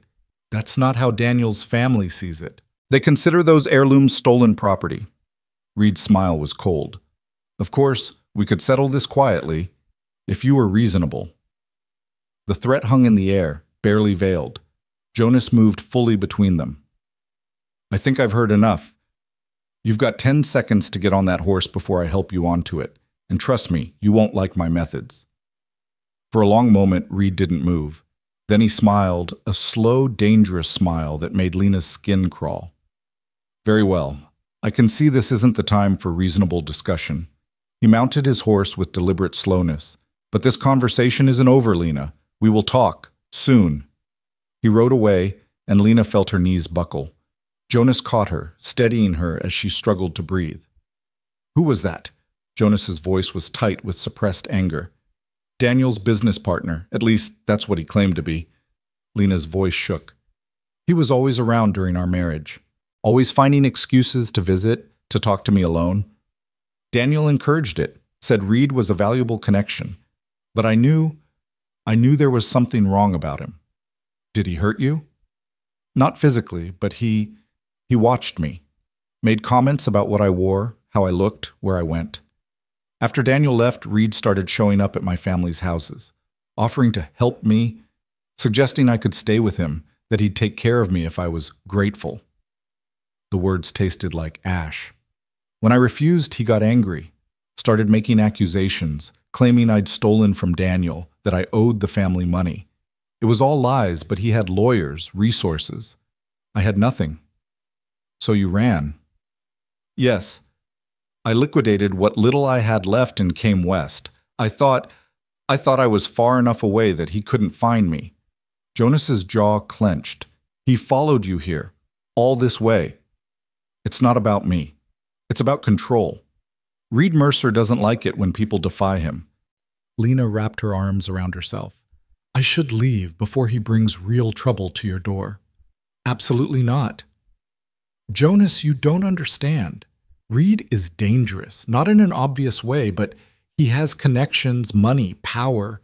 He can make life very difficult for people who cross him. Then he'll find I'm not as easy to intimidate as he thinks. Jonas's voice was steel wrapped in velvet. You're not facing this alone, Lena. Not anymore. You can't fight this for me. Watch me. Before Lena could argue further, Ruthie called from the house. Pa! Miss Lena! Reverend Matthews is here. Jonas and Lena exchanged glances. Did you send for him? Lena asked. No. They returned to the front of the house to find a kindly-faced man in his 60s climbing down from a buggy. Reverend Matthews had snow-white hair, gentle eyes, and the bearing of someone who'd spent a lifetime mediating the troubles of his flock. Jonas, Miss Crowell. He nodded to each of them. I hope I'm not intruding, but I thought it best to speak with you both sooner rather than later. About what? Jonas asked, though from his expression he already knew. I had a visit from Constance Talbot this afternoon, and then, interestingly, from Thomas Reddick. They had quite a lot to say about your household arrangements. The Reverend's tone was mild, but his eyes were sharp. I thought it best to hear your side directly rather than rely on second-hand accounts. Lena's heart sank. Here it was. The judgment she'd been dreading, the condemnation that would force her to leave this family she'd come to love. There's nothing improper happening here, Jonas said firmly. Miss Crowell helps with the children in exchange for room and board. That's the extent of it. I'm not questioning your integrity, Jonas. I know you well enough to trust your word. Reverend Matthews glanced at Lena. But I'm afraid others are not so charitable.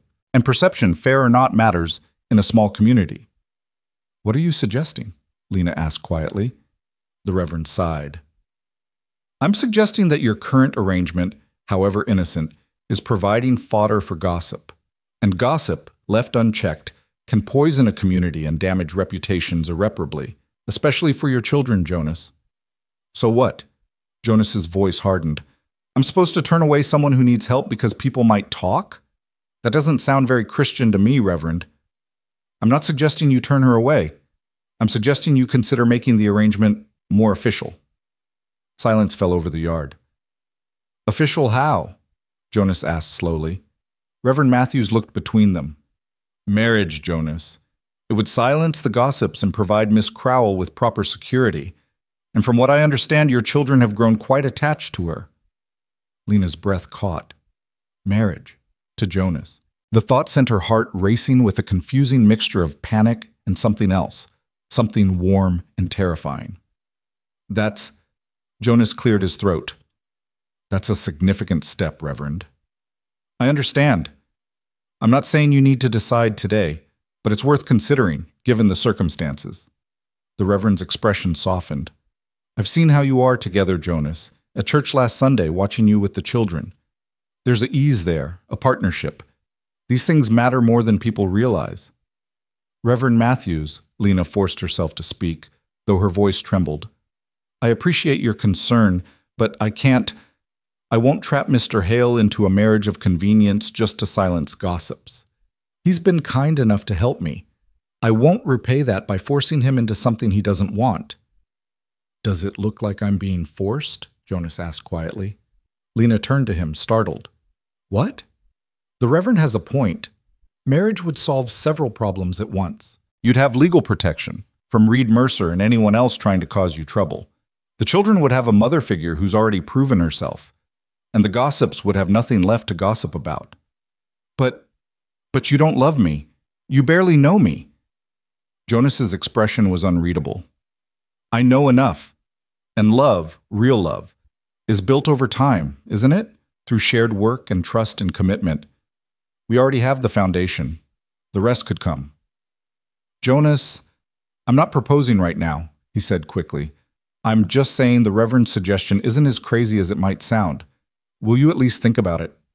Lena couldn't speak. couldn't process what was happening. 3 weeks ago, she'd been rejected and humiliated. Now a good man was calmly discussing marriage like it was a logical solution to a practical problem. "I should let you two talk," Reverend Matthews said gently. "But Lena, I want you to know, whatever Thomas Reddick has said about you, I don't believe it. I've seen you with Jonas's children. I've seen the light that's come back into this family.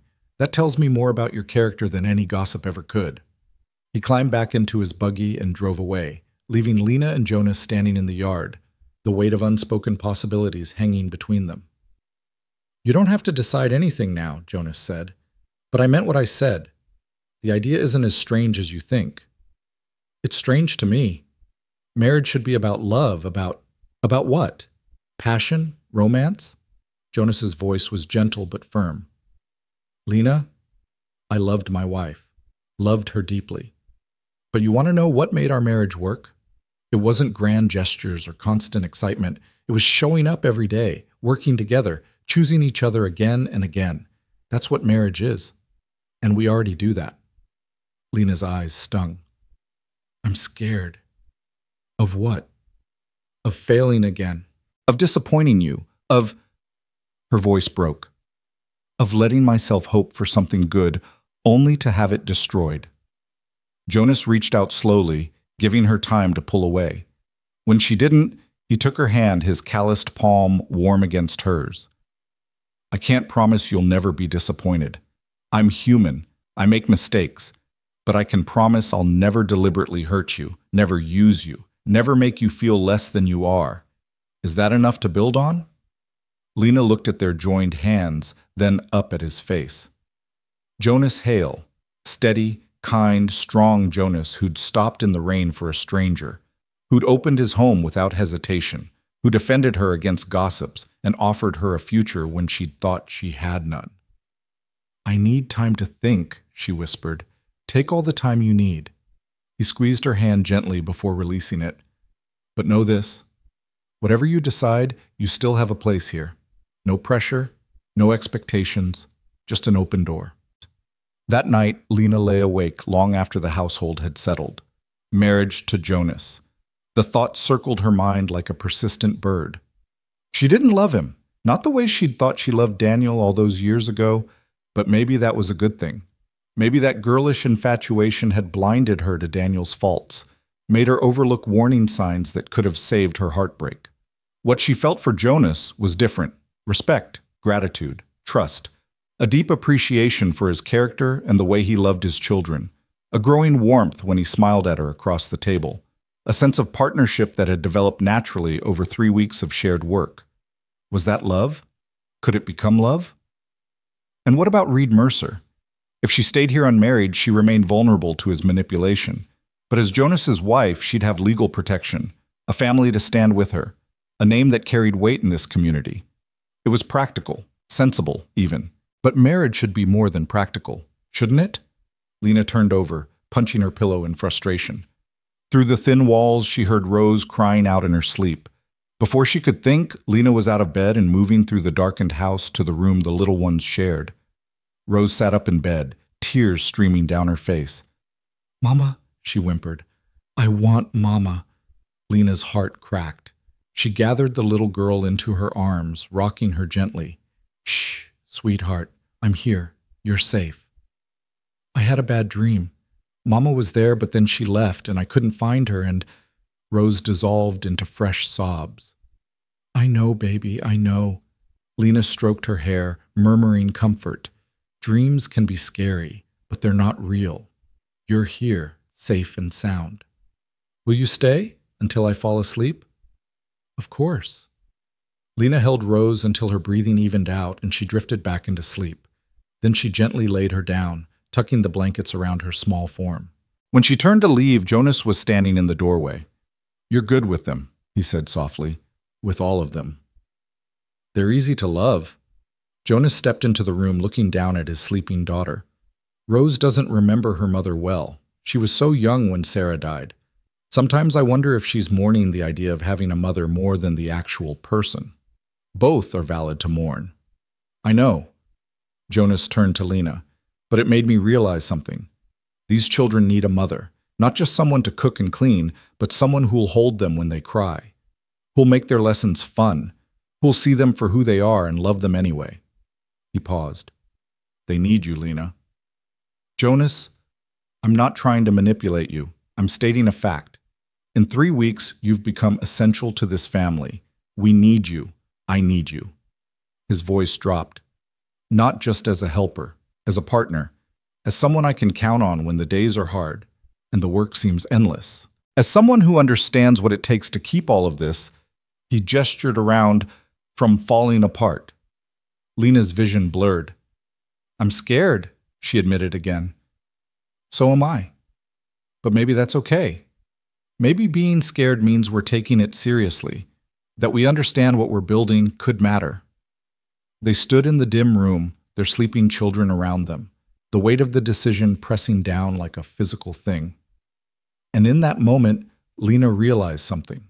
She might not love Jonas the way poets wrote about love, but she loved this, the life they'd built together in 3 short weeks, the family they'd become, the purpose she'd found in caring for these children who needed her as much as she needed them. Maybe that was enough. Maybe that was everything. Ask me, she whispered. Jonas went very still. What? Ask me to marry you, properly, so I can give you a proper answer. In the darkness, she saw his throat work. Then he took her hand, his voice rough with emotion. Lena Crowell, will you marry me? Will you be a mother to my children and a partner in this life we're building? Will you take a chance on us, even though we're both scared and neither of us knows if this will work? Tears spilled down Lena's cheeks. Yes. God help me. Yes. Jonas pulled her into his arms, and Lena felt something settle into place. Not perfect, not magical, but solid and real and true.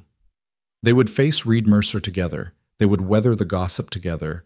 They would build a life together, one day at a time, with 9 children and a mountain farm, and hope that refused to die no matter how many times it had been beaten down. Outside, the wind whispered through the pines. Inside, a new family was being forged, not from blood or romance, but from choice and courage, and the stubborn belief that sometimes the best things in life were the ones you built yourself. They told the children the next morning at breakfast.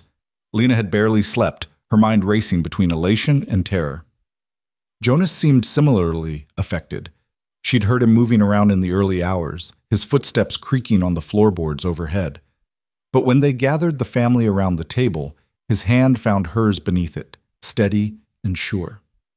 Kids, Jonas began, his voice carrying the weight of importance. Miss Lena and I have something to tell you. 9 pairs of eyes fixed on them with varying degrees of curiosity. Esther bounced in her seat. Jacob was already mid-bite of biscuit. Baby Eliza banged her spoon, oblivious. Miss Lena has agreed to marry me, Jonas continued, which means she'll be staying with us permanently, as part of our family. For a heartbeat, silence reigned. Then chaos erupted. Esther shrieked with delight and launched herself at Lena, nearly knocking her chair over. Rose started crying, happy tears from the smile on her face. The twins whooped and high-fived each other. Even Jacob grinned, his usual reserve cracking. Only Ruthie sat frozen, her face unreadable. Lena's heart clenched. Of all the children, Ruthie's approval mattered most. The girl had carried so much for so long. Losing her would break something fundamental in this fragile new family. Ruthie? Jonas's voice was gentle. What do you think? The girl's eyes were bright with unshed tears. Are you doing this because you want to, or because Reverend Matthews said you should? Both, Jonas answered honestly. The Reverend made me think about what I already knew, that Lena fits here, that we're better together than apart, that I want her to stay, not as a guest or a helper, but as my wife. Ruthie's gaze shifted to Lena. And you? Are you sure? Because if you're just doing this because you don't have anywhere else to go, I'm sure, Lena interrupted softly. I could find somewhere else. I could go to that boarding house in town, find work, build a different life. But I don't want to. I want to be here, with all of you. Something in Ruthie's expression crumbled. She stood abruptly, crossed to Lena, and threw her arms around her neck. I'm glad, she whispered fiercely. I'm so glad. Lena held the girl tight, blinking back tears. Over Ruthie's shoulder, she saw Jonas watching them with an expression so tender it made her chest ache. "When's the wedding?" Samuel asked practically. "Do we have to dress up?" "Soon," Jonas said. "And yes, you'll dress up. We'll do it simple, just family and a few witnesses at the church. Nothing fancy." "Can I pick flowers?" Esther was already planning. "For your hair, Miss Lena? Mama always said flowers make everything prettier."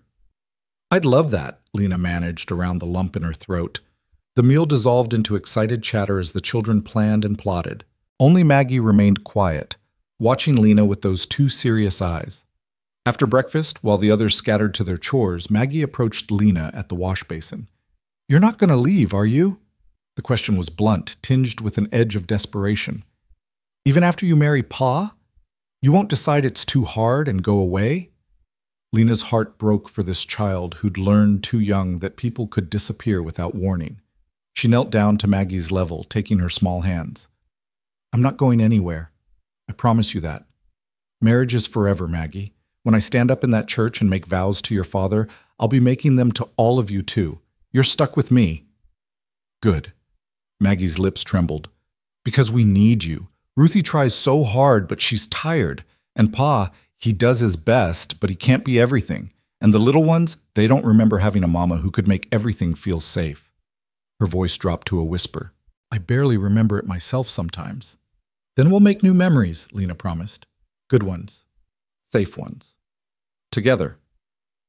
Maggie nodded, then surprised Lena by hugging her quickly before darting away, as if embarrassed by the display of emotion.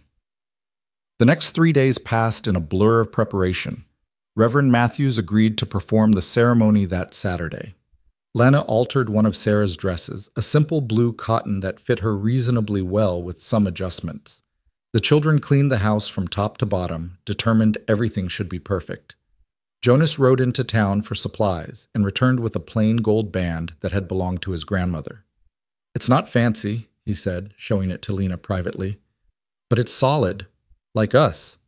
Lena slipped it on her finger, testing the weight. It fit perfectly, as if it had been waiting for her. "It's beautiful." Jonas reached out, tilting her chin up so she met his eyes. "Are you having second thoughts?" "Every minute of every day." At his stricken expression, she hurried on. "But not the kind you're thinking. I'm not doubting this decision. I'm just scared I'll mess it up somehow, that I'll fail you and the children." "You won't. You can't know that." "I can. Because I've watched you, Lena. I've seen how you love these kids. Not out of obligation, but genuinely. I've seen you step up when things are hard, not shrink away. Whatever challenges come, we'll face them together." He paused. "That's what marriage is. Facing things together." Before Lena could respond, they heard hoofbeats approaching. Jonas tensed immediately, moving to the window. "It's Sheriff Brennan," he said, surprised. "And he's got company." They went outside to find the sheriff dismounting, along with two men Lena didn't recognize. One was older, gray-haired, with the bearing of someone accustomed to authority. The other was younger, dressed in city clothes that marked him as an outsider. "Jonas, Miss Crowell." Sheriff Brennan nodded to each of them. His weathered face was grave. "I need to ask you some questions. This here is Judge Harrison from the county seat, and Mr. Philip Walsh, an attorney from Denver." Lena's blood ran cold. Denver, where Reed Mercer had connections, where Daniel's family lived. "What's this about, Sheriff?" Jonas asked, his voice carefully neutral. The attorney stepped forward, pulling papers from his satchel. "Miss Crowell, I represent the estate of Daniel Crowell. It has come to our attention that you are in possession of certain valuables that rightfully belong to the estate. We're here to recover those items and discuss the matter of restitution." "I don't have anything that belongs to Daniel's estate," Lena said, forcing her voice steady. "Everything I took when I left was legally mine, gifts from my own family, personal items, nothing more." "That's not what we've been told." Walsh consulted his papers. "According to Mr. Reed Mercer, who witnessed the dissolution of your marriage, you removed a pearl necklace valued at $500, a set of silver candlesticks worth $300, and various other heirlooms totaling approximately $2,000 in value." "That's a lie!" Lena's hands clenched into fists. The pearls were from my grandmother. The candlesticks were a wedding gift from my aunt. Reed Mercer is twisting the truth because I refused his advances. Walsh's expression didn't change. Do you have documentation proving ownership of these items? No, they were gifts. Family doesn't typically provide receipts for. Then we have a problem. Mr. Mercer has provided sworn testimony that these items belong to your former husband. In the absence of proof to the contrary, we must assume his testimony is accurate. This is ridiculous, Jonas interjected. You're taking the word of a man who's been stalking Miss Crowell across state lines, who showed up at my property making threats. Are you accusing Mr. Mercer of misconduct? Judge Harrison spoke for the first time, his voice carrying judicial weight. I'm saying he has ulterior motives for these accusations, Jonas said carefully. Motives or not, the law is clear. If Miss Crowell cannot prove ownership of the items in question, she may be liable for theft. Walsh turned back to Lena. Where are these items now? Lena's mind raced. She'd sold most of her possessions to fund her journey west. The pearls had gone to a jeweler in Kansas City, the candlesticks to a pawnbroker in St. Louis. All of it converted to cash that had paid for wagon passage, supplies, the endless expenses of survival. I sold them, she admitted. Months ago. I needed the money to live. So you've already disposed of stolen property. Walsh made a note. That complicates matters significantly. They weren't stolen. Lena's voice rose. This is all Reed Mercer's doing. He's using Daniel's family to harass me because I refuse to. She couldn't finish, couldn't bring herself to say the words in front of the sheriff and the judge. Jonas moved closer, a wall of support at her back. What exactly are you here to do, gentlemen? We have a warrant for Miss Crowell's arrest on charges of theft, Judge Harrison said heavily. She can come voluntarily, or the sheriff can compel her. Either way, she'll need to return to Denver to face these charges. No. The word came out flat, final. She's not going anywhere. Mr. Hale, I understand your protective instinct, but the law is being manipulated by a man with money and connections to persecute a woman who's done nothing wrong. Jonas's voice was steel. I won't stand by and watch it happen. Sheriff Brennan cleared his throat uncomfortably. Jonas, I know Miss Crowell seems like a good woman, and I got no love for city lawyers coming out here throwing their weight around. But this is a legal matter. I got a warrant signed by a judge. I have to enforce it. Then you'll have to arrest me too, Jonas said, because I'm not letting you take her. Pa, what's happening? They all turned to find the children gathered on the porch, Ruthie holding baby Eliza, the others clustered around her with wide, frightened eyes. Samuel stood at the front, his young face set with protective fury. Go inside, kids, Jonas said quietly. They're trying to take Miss Lena, aren't they? Ruthie's voice shook. We heard. They think she stole things. It's a misunderstanding, Lena managed. I'll sort it out. How? Maggie's voice was small, broken. How do you sort out lies? The question hung in the air, unanswerable. Judge Harrison's expression softened slightly as he looked at the children. Sheriff, perhaps we could delay enforcement of the warrant for a few days. Give Miss Crowell time to arrange her affairs, secure legal representation. And give her time to run, Walsh interjected sharply. Your Honor, with all respect, this woman has already demonstrated a pattern of fleeing from consequences. We need to take her into custody now. She's not running anywhere, Jonas said through gritted teeth. She's getting married on Saturday, to me, in front of the whole community. Does that sound like someone planning to flee? This gave the attorney pause. He exchanged glances with Judge Harrison. Married? The judge studied Jonas, then Lena. This isn't some scheme to avoid prosecution, is it? It's a scheme to build a life, Lena said, finding her voice. I came here looking for a fresh start.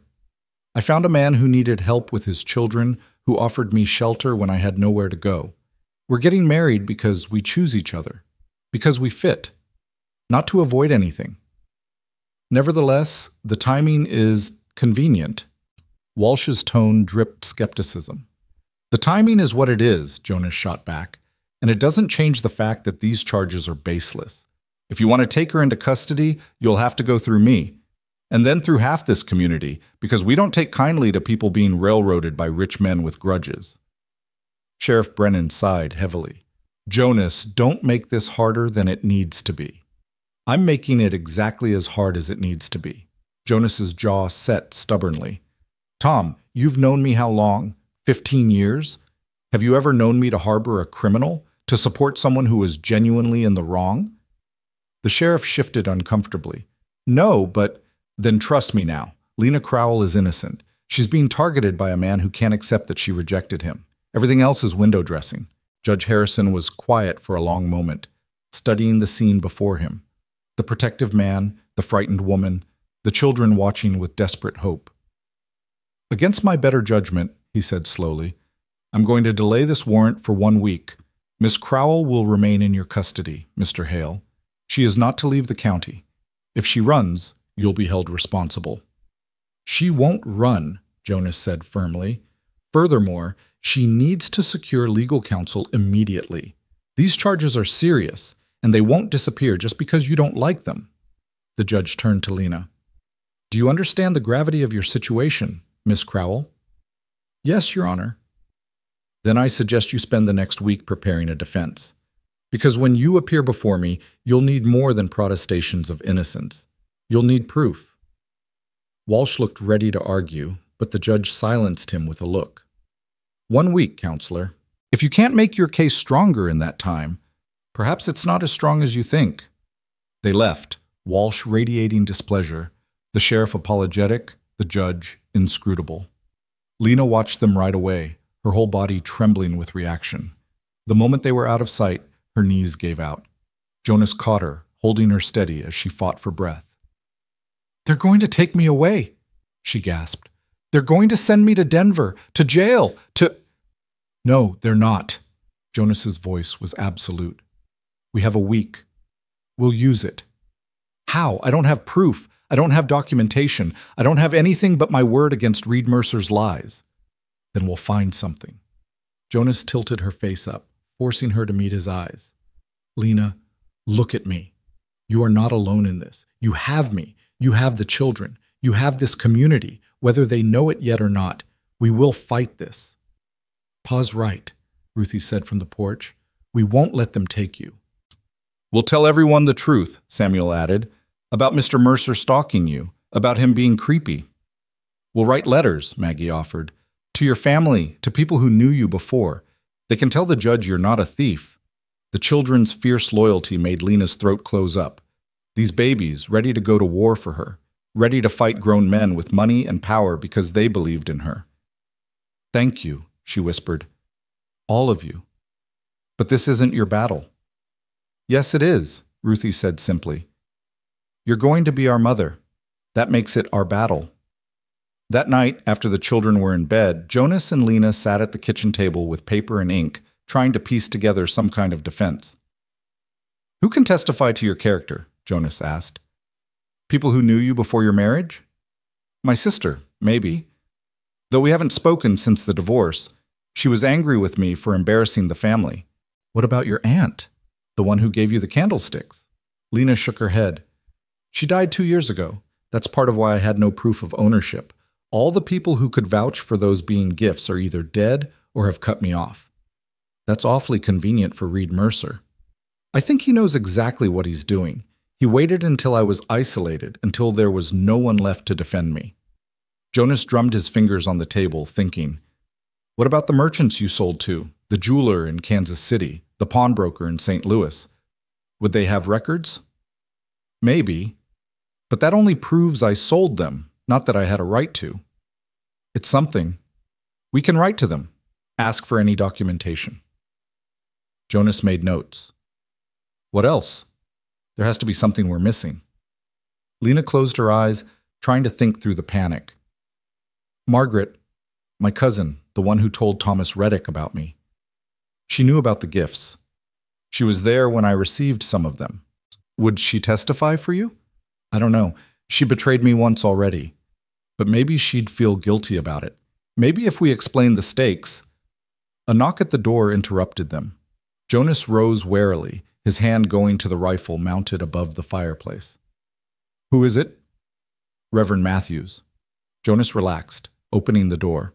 The Reverend stepped inside, his expression troubled. "I heard about what happened today," he said without preamble. "The whole town's talking. Judge Harrison stopped at the church before leaving, told me about the charges." "And?" Jonas's voice was tight. "Are you here to tell us the wedding's off? That we're too scandalous for your church?" "Jonas Hale, you know me better than that." The Reverend's voice was reproachful. "I'm here to help." Lena looked up, hope flickering. "How?" "I've been a reverend for 40 years. I've married hundreds of couples, presided over countless estates, witnessed God knows how many legal documents." He pulled a chair up to the table, settling in. "I also happen to be quite good friends with Judge Harrison. We studied together at seminary before he went into law and I into ministry." "You think you can influence him?" Jonas asked. "I think I can provide character testimony that he'll actually listen to, and I think I can make some inquiries about this Reed Mercer character. A man with that much spite usually has enemies willing to talk." Lena felt tears prick her eyes. "Why are you doing this for me? You barely know me." "I know enough. I know Jonas trusts you. I know his children have come alive since you arrived. I know you sat with old Mrs. Henderson at church last Sunday, listening to her stories when everyone else was too busy to bother." The Reverend smiled gently. "And I know innocent people don't look at their accusers the way you looked at Reed Mercer, like you were facing the devil himself." "He terrifies me," Lena admitted. "Then we'll make sure he can't hurt you." The Reverend pulled out his own paper and pen. "Now let's start from the beginning. Tell me everything." They talked for hours, the Reverend asking pointed questions, making notes, his legal knowledge evident despite his calling. By the time he left, well past midnight, they had the outline of a defense. It wasn't perfect. It wasn't guaranteed. But it was more than Lena had when the day began. The next few days were a blur of activity. Jonas wrote to the merchants Lena had sold to, requesting documentation. Reverend Matthews sent telegrams to colleagues in Denver, asking about Reed Mercer's reputation. The children, bless them, wrote letters to Lena's family members. Simple, heartfelt appeals for help. On Thursday, 2 days before the wedding, a response came from Kansas City. The jeweler remembered Lena, remembered the pearls. He'd kept records of the transaction, including Lena's statement that they'd been her grandmother's. It wasn't proof of ownership, but it was something. That same day, disaster struck. Lena was hanging laundry when she saw a rider approaching at speed. Her heart sank when she recognized Reed Mercer. He dismounted before his horse had fully stopped, his face twisted with rage. "You think you're clever, don't you, sending your pet reverend to ask questions about me?" "I don't know what you're talking about." Lena stepped back, glancing toward the house. Jonas was in the fields with Samuel. She was alone. "Don't play innocent. I know Matthews has been making inquiries, stirring up trouble." Reed advanced on her. "You need to understand something, Lena. I always get what I want, always, and I want you to pay for embarrassing me." "I never did anything to you. You rejected me. You, a divorced woman with nothing, rejected me." His voice rose, spittle flying. "Do you know how that made me look? How people laughed when word got around that I'd been pursuing you and you'd run away? So this is about your pride. This is about respect, about putting you in your place." Reed grabbed her arm, his fingers digging in painfully. "You're going to drop this defense. You're going to plead guilty, accept your punishment, and maybe I'll speak on your behalf at sentencing, recommend leniency." "Let go of me." Lena tried to pull away, but his grip tightened. "Not until you understand. You can't win this. I have money, lawyers, connections. What do you have? A mountain farmer and his brats?" Reed's laugh was cruel. "They can't protect you. No one can." "I said let go." Lena shoved him hard, surprising him enough that he stumbled back. His expression darkened dangerously. "You little, is there a problem here?" Both of them whirled. Jonas stood 20 feet away, rifle in hand, pointed directly at Reed. His face was calm, but his eyes were deadly. "Mr. Hale." Reed straightened his jacket, trying to recover his composure. "I was just having a conversation with Miss Crowell. Looked more like assault to me." A misunderstanding. I came to offer assistance, and she became emotional. You're lying, Jonas said flatly. And you're on my property without invitation, putting your hands on my future wife. That gives me the legal right to shoot you for trespassing and assault. You want to test whether I'm bluffing? Reed went pale. You wouldn't dare. Try me. Jonas didn't move, didn't blink. You've got 10 seconds to mount that horse. After that, I start shooting. For a moment, Reed stood frozen. Then survival instinct won over pride.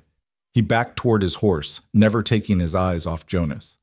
This isn't over, he hissed. You can't watch her every minute. Eventually, she'll be alone again. And when she is... Jonas fired a shot into the ground near Reed's feet. The man yelped and scrambled onto his horse. Next one won't be a warning, Jonas said calmly. Reed spurred his horse and fled, dust rising in his wake. The moment he was out of sight, Jonas lowered the rifle and rushed to Lena. Are you hurt? Did he? I'm fine. Shaken, but fine. Lena's voice trembled despite her words. Jonas, he's not going to stop. He's going to keep coming, keep threatening, until we stop him. Jonas's jaw set with determination. That's it. I'm done playing nice. Tomorrow, we're going to the sheriff. We're filing charges for harassment, trespassing, assault. And we're telling Judge Harrison everything, including the threat he just made. It's his word against mine. No, it's his word against ours. I heard the threat. I witnessed the assault. Jonas cupped her face gently. You're not alone in this anymore, Lena. Stop acting like you are. That night, neither of them slept. They sat together by the fire, Jonas's arm around Lena's shoulders, both of them listening for hoofbeats that never came. Tell me something, Jonas said quietly, about your life before all this. Something good. Lena thought back through the years of pain to find something bright. I had a garden once, at the house I shared with Daniel. Nothing fancy, just vegetables and some flowers. But there was this one rose bush, pink roses, the prettiest things you ever saw. I'd sit with them in the evenings and just breathe, feel alive. We'll plant roses here, Jonas promised. Pink ones, as many as you want. You don't have to. I want to. I want you to have beautiful things, Lena. You deserve beauty after all the ugliness. Lena leaned her head against his shoulder, letting herself draw strength from his solid presence. Tomorrow they would go to the sheriff. Tomorrow they would fight back against Reed's manipulation. But tonight, in this quiet moment, she let herself believe that maybe, just maybe, everything would be all right. Jonas? Thank you. For stopping. For staying. For fighting for me when you had no reason to. His arm tightened around her. I had every reason. You matter, Lena. To me. To the children. You matter, and people who matter are worth fighting for. Outside, a storm was building. She could smell rain on the wind, hear thunder in the distance. But inside, wrapped in Jonas's warmth and protection, Lena felt something she hadn't felt in years. She felt safe. Friday morning dawned gray and threatening, the air heavy with the promise of rain.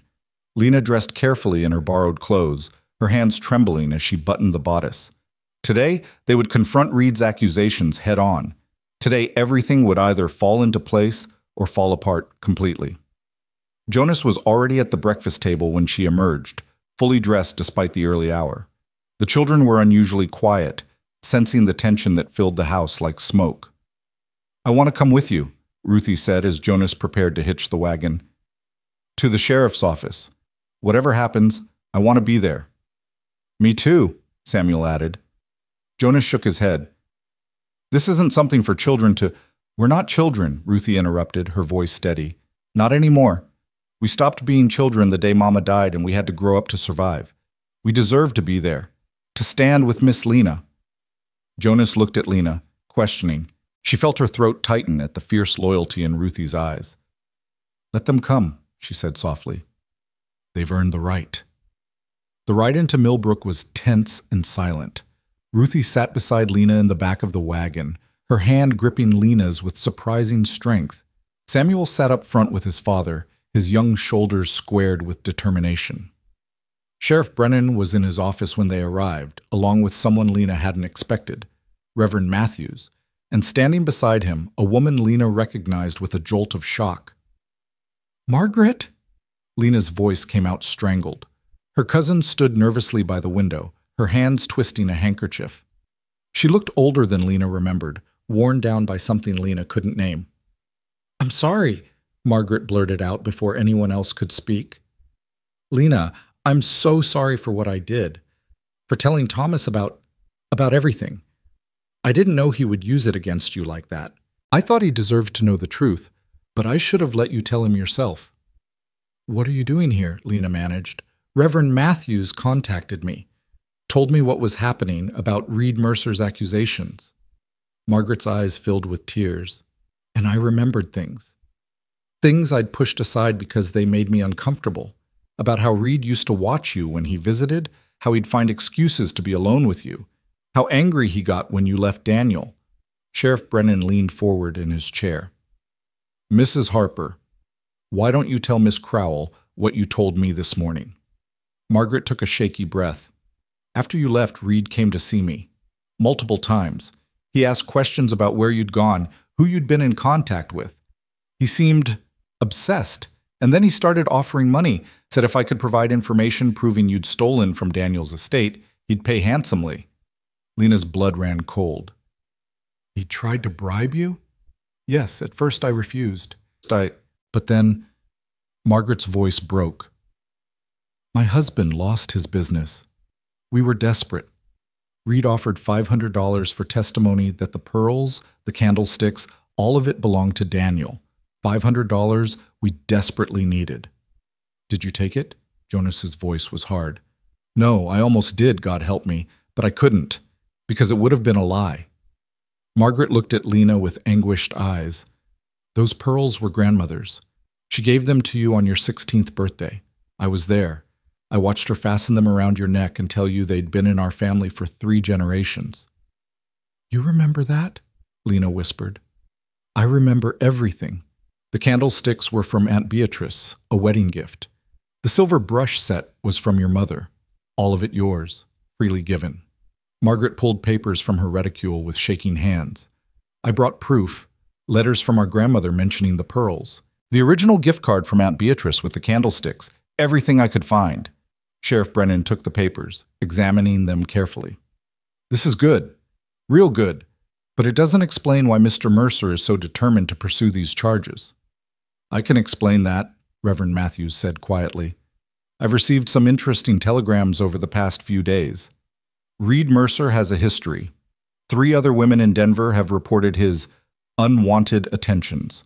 Women in vulnerable positions, widows, divorcees, women without male protection. When they rejected him, he found ways to make their lives difficult. Legal troubles, ruined reputations, forced relocations."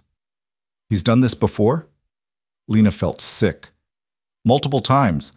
But he's clever. Nothing ever sticks because he has money and lawyers and friends in the right places." The women were never believed. The Reverend's expression was grim. Until now. Because this time, he made a mistake. He went after someone who wasn't alone. The door banged open. Reed Mercer strode in, flanked by the attorney Walsh. He stopped short when he saw the assembled group, his eyes narrowing. "What is this? Some kind of ambush?" "This is called justice, Mr. Mercer," Sheriff Brennan said calmly. "We're just having a discussion about your accusations against Miss Crowell. The accusations are legitimate and backed by legal authority. I don't see what there is to discuss." "Then you won't mind answering a few questions." The sheriff gestured to a chair. "Have a seat." Reed remained standing, his posture rigid with barely controlled anger. "I don't have to answer anything. The warrant speaks for itself." "The warrant is based on your testimony," Reverend Matthews interjected. "Testimony we've discovered may be less than truthful." "That's slander, is it?" The Reverend pulled out his own papers. "I have statements here from 3 women in Denver describing a pattern of harassment remarkably similar to what Miss Crowell has experienced. I also have documentation showing you offered Mrs. Harper money in exchange for false testimony." Reed's face went white, then red. "Those women are lying. They're bitter, scorned creatures trying to destroy my reputation." "All of them?" Jonas stepped forward, his presence intimidating despite his quiet voice. 3 different women, all telling the same story? That's quite a conspiracy. You know nothing about, I know you threatened Miss Crowell on my property yesterday. I heard you tell her she couldn't hide forever. I watched you grab her. Jonas's hands clenched into fists. That's assault, Mr. Mercer. In front of a witness. Walsh, who'd been silent until now, cleared his throat. Mr. Mercer, perhaps we should discuss this privately. There's nothing to discuss. Reed's composure was cracking, revealing the rage beneath. This woman humiliated me. She needs to be punished. The room went dead silent. So you admit it, Sheriff Brennan said slowly. This isn't about theft. It's about revenge. Reed seemed to realize what he'd said. I didn't mean, that's not what You just confessed to filing false charges motivated by personal vendetta, the sheriff continued. In front of witnesses, including an attorney and a judge. Oh yes, Judge Harrison asked me to keep him informed of developments. You can't prove the charges are false. Reed was sweating now, his careful facade crumbling. My testimony is as valid as anyone's. Except we have proof now. Margaret stepped forward, her voice stronger than before. Proof that everything Lena took was legally hers. Proof that you tried to bribe me to lie. Proof that you have a pattern of harassing vulnerable women. Proof that you assaulted Miss Crowell on my property, Jonas added. That's not civil anymore, Mercer. That's criminal. Reed looked around wildly, finding no allies. Even Walsh had stepped away, distancing himself from his client's meltdown. This is ridiculous, Reed tried one last time. You're all ganging up on me because of this. This woman who means nothing. She's divorced, barren, worthless. Why are you protecting her? Because she's not worthless, Ruthie said clearly from where she stood by the door. She's brave and kind, and she makes my father smile again. She helps us with our lessons and holds us when we cry and makes our house feel like a home. That's not worthless. That's everything, Reed sneered. A child's opinion means nothing. Maybe not, Sheriff Brennan said, but mine does. And based on what I've heard today, I'm arresting you, Reed Mercer, for filing false charges, attempted bribery, and assault. Mr. Walsh, your client is going to need a real good lawyer. You can't arrest me, Reed backed toward the door. I have rights. He never finished. Jonas moved with surprising speed, blocking the exit. You're not running, not this time. 2 deputies appeared, responding to the sheriff's signal. They took Reed by the arms as he struggled and shouted, dragging him toward the cells in the back. This isn't over, Reed's voice echoed down the hallway. I'll get out. I have connections. I'll make you all pay. The door slammed shut, cutting off his threats. Walsh gathered his papers with shaking hands. Sheriff, I had no idea. If I'd known the charges were fraudulent. Save it for the judge, Brennan said wearily. You might want to consider who you represent more carefully in the future. The attorney fled, leaving the rest of them standing in stunned silence. Is it really over? Lena finally asked, afraid to believe. The charges will be dropped, Sheriff Brennan confirmed. And with Mercer in custody, he can't threaten you anymore. Judge Harrison will want formal statements from everyone, but the worst is past. Lena's knees went weak. Jonas caught her, steadying her as relief crashed over her in waves. Thank you, she managed, looking around at the people who'd stood with her. Jonas, Ruthie, Samuel, Reverend Matthews, even Margaret. All of you. I don't know how to... You don't have to thank us, Margaret said, wiping her eyes. I should be begging your forgiveness, for betraying your confidence, for almost taking his money, for not being strong enough to stand with you sooner. Lena crossed to her cousin and pulled her into a fierce hug. You're here now. That's what matters. They held each other, 2 women who'd been torn apart by circumstance finding their way back to family. There's still tomorrow, Ruthie said tentatively. The wedding. Is it still? Absolutely, Jonas said firmly, unless Lena's changed her mind.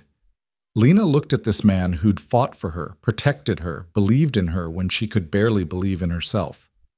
Not a chance. The next morning dawned clear and bright, the storm having passed in the night. Lena woke to find the children already bustling with preparations. Esther and Rose had picked wildflowers from the meadow, daisies and black-eyed Susans and delicate mountain bluebells. Ruthie had pressed Lena's blue dress until it looked nearly new. Maggie had baked a cake, lopsided but made with love. Margaret had stayed overnight, helping with the final preparations. Now she stood in Lena's small room, fastening the pearl necklace, the same pearls that had caused so much trouble, around Lena's neck. "You look beautiful," Margaret said softly. "Happy." "I am happy. Terrified, but happy." "That's normal. I was terrified on my wedding day too." Margaret adjusted the necklace, meeting Lena's eyes in the small mirror. "But Jonas is a good man, nothing like Daniel. He'll cherish you the way you deserve." "I know." And she did know. These past weeks had shown her what real partnership looked like, what it meant to be valued, respected, chosen. A knock at the door. "Miss Lena?" Rose's voice was excited. "Pa says it's time." The church was small, packed with Jonas's neighbors and friends. Lena recognized faces from town. Mr. Hutchins from the general store, Doc Morrison, farmers Jonas had mentioned. Even Mrs. Talbot was there, though she looked decidedly uncomfortable. But Lena barely saw them. Her eyes found Jonas at the front of the church, wearing his best suit, his hair neatly combed, his face full of quiet joy. The children stood with him, 9 beautiful children who were about to become hers.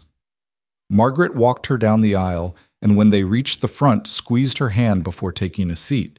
Reverend Matthews smiled at them both. "Dearly beloved, we are gathered here today to witness the union of Jonas Hale and Lena Crowell. Marriage is not to be entered into lightly, but reverently, deliberately, and in accordance with the purposes for which it was instituted by God." Lena barely heard the words. She was too focused on Jonas's hands holding hers, steady and warm. On the children's faces, glowing with happiness. On the impossible miracle of this moment, her, standing in a church, marrying a good man, surrounded by people who wanted her there. "Jonas," the Reverend was saying, "do you take Lena to be your lawfully wedded wife? To have and to hold from this day forward, for better, for worse, for richer, for poorer, in sickness and in health, to love and to cherish until death do you part?" "I do." Jonas's voice was clear, certain.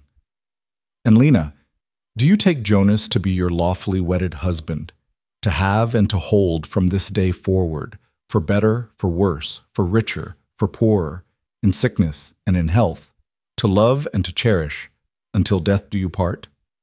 Lena took a breath, thought of the journey that had brought her here, the rejection, the rain, the stranger who'd stopped when he didn't have to, the family who'd opened their hearts, the man who'd fought for her when no one else would. "I do," she said, and meant it with every fiber of her being. Jonas slipped his grandmother's ring onto her finger, the same ring she'd tried on days ago, now officially, permanently hers. "By the power vested in me," Reverend Matthews declared, "I now pronounce you husband and wife. Jonas, you may kiss your bride."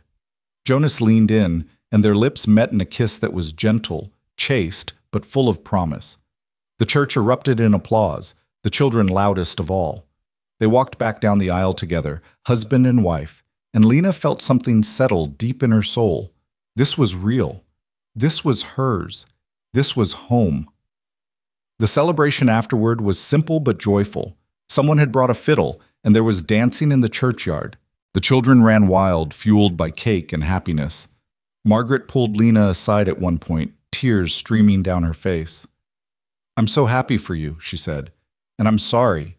I'm so sorry I ever doubted you, that I let you think you were alone. We're family," Lena said simply. "We're allowed to make mistakes. What matters is we find our way back." As the sun began to set, Jonas and Lena loaded the children into the wagon for the ride home. Ruthie held sleeping Eliza. Rose curled up against Lena's side. The boys chattered about the celebration, already planning how they'd tell the story of the wedding for years to come. "Happy?" Jonas asked quietly, his hand finding Lena's. "More than I knew was possible." "Good. Because this is just the beginning." He was right. It was the beginning of their life together, a life that would have challenges and struggles, joys and sorrows. But they would face it all together, this patchwork family forged from loss and choice and stubborn hope. 3 months later, Lena stood in her garden, the garden Jonas had helped her plant, tending the rose bushes that were just beginning to bud. Pink roses, just like she'd remembered, just like he'd promised. Inside the house, she could hear chaos. Jacob and Daniel arguing over whose turn it was to feed the chickens. Esther practicing her reading aloud, stumbling over difficult words. Ruthie teaching Rose a song their mother used to sing. Jonas emerged from the barn, saw her, and smiled. That smile that still made her heart skip, even now. He crossed the yard, pulling her into his arms. "How are you feeling?" Lena rested her hand on her belly, where a tiny life was growing. The doctor had confirmed it last week. She was pregnant. After years of believing she was barren, after the shame and the certainty that she'd never bear children, here was proof that everything she'd been told was a lie. Scared, she admitted, excited, overwhelmed. "Normal, then." Jonas kissed her forehead. "We'll face it together, all of it." "All 10 children?" She laughed at his expression. "What? You didn't think 9 was enough?" "9 was perfect. 10 is going to be interesting." From the house, Ruthie called out, "Pa, Miss Lena, supper's ready." "We should go in," Jonas said. But Lena held him there a moment longer, looking at the house bursting with life, the children she loved as fiercely as if she'd borne them herself, the roses beginning to bloom. A year ago, she'd been broken, rejected, certain she had nothing left to offer the world. She'd stood in the rain believing her life was over. She'd been so wrong. Her life hadn't ended that day. It had begun. The moment a mountain man with 9 children stopped and said, "You need a place, we need one too." Now she had both. A place and a purpose. A family and a future. A man who chose her every single day, and children who called her Ma without hesitation. And in 7 months, she'd hold a baby of her own. Proof that she'd never been broken, only bruised. That second chances existed, that sometimes the best things in life came after you'd given up hope. "Lena?" Jonas was watching her with concern. "You're crying." "Happy tears," she said, smiling through them. "Just happy tears." They walked to the house together, hand in hand. Through the window, she could see the children gathered around the table, waiting. Her children. Her family. Thomas Reddick had rejected her, but he'd done her the greatest favor of her life. Because if he'd accepted her, she never would have stumbled into the rain, never would have collapsed under that sycamore tree, never would have been found by the man who saw her worth when she couldn't see it herself. Reed Mercer was in jail, awaiting trial. The charges against her had been dropped. The gossips had moved on to other scandals. And she was exactly where she was meant to be. That evening, after supper, after the dishes were washed and the children tucked into bed, Lena sat at the table and began to write. Not to herself, but to women like her. Women who'd been told they weren't enough. Women trapped in bad marriages or running from dangerous men. Women who thought they were broken beyond repair. She told them her story. About rejection and rain and a family that chose her. About standing up to lies and finding the courage to hope again.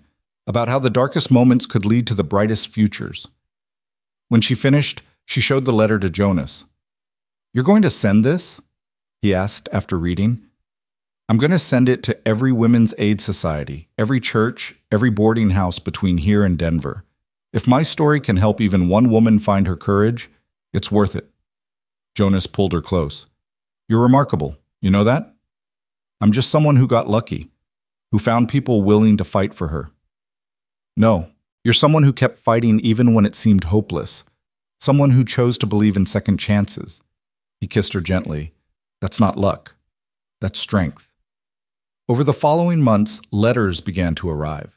Women thanking her, women asking for advice, women sharing their own stories of escape and survival and building new lives from the ashes of old ones.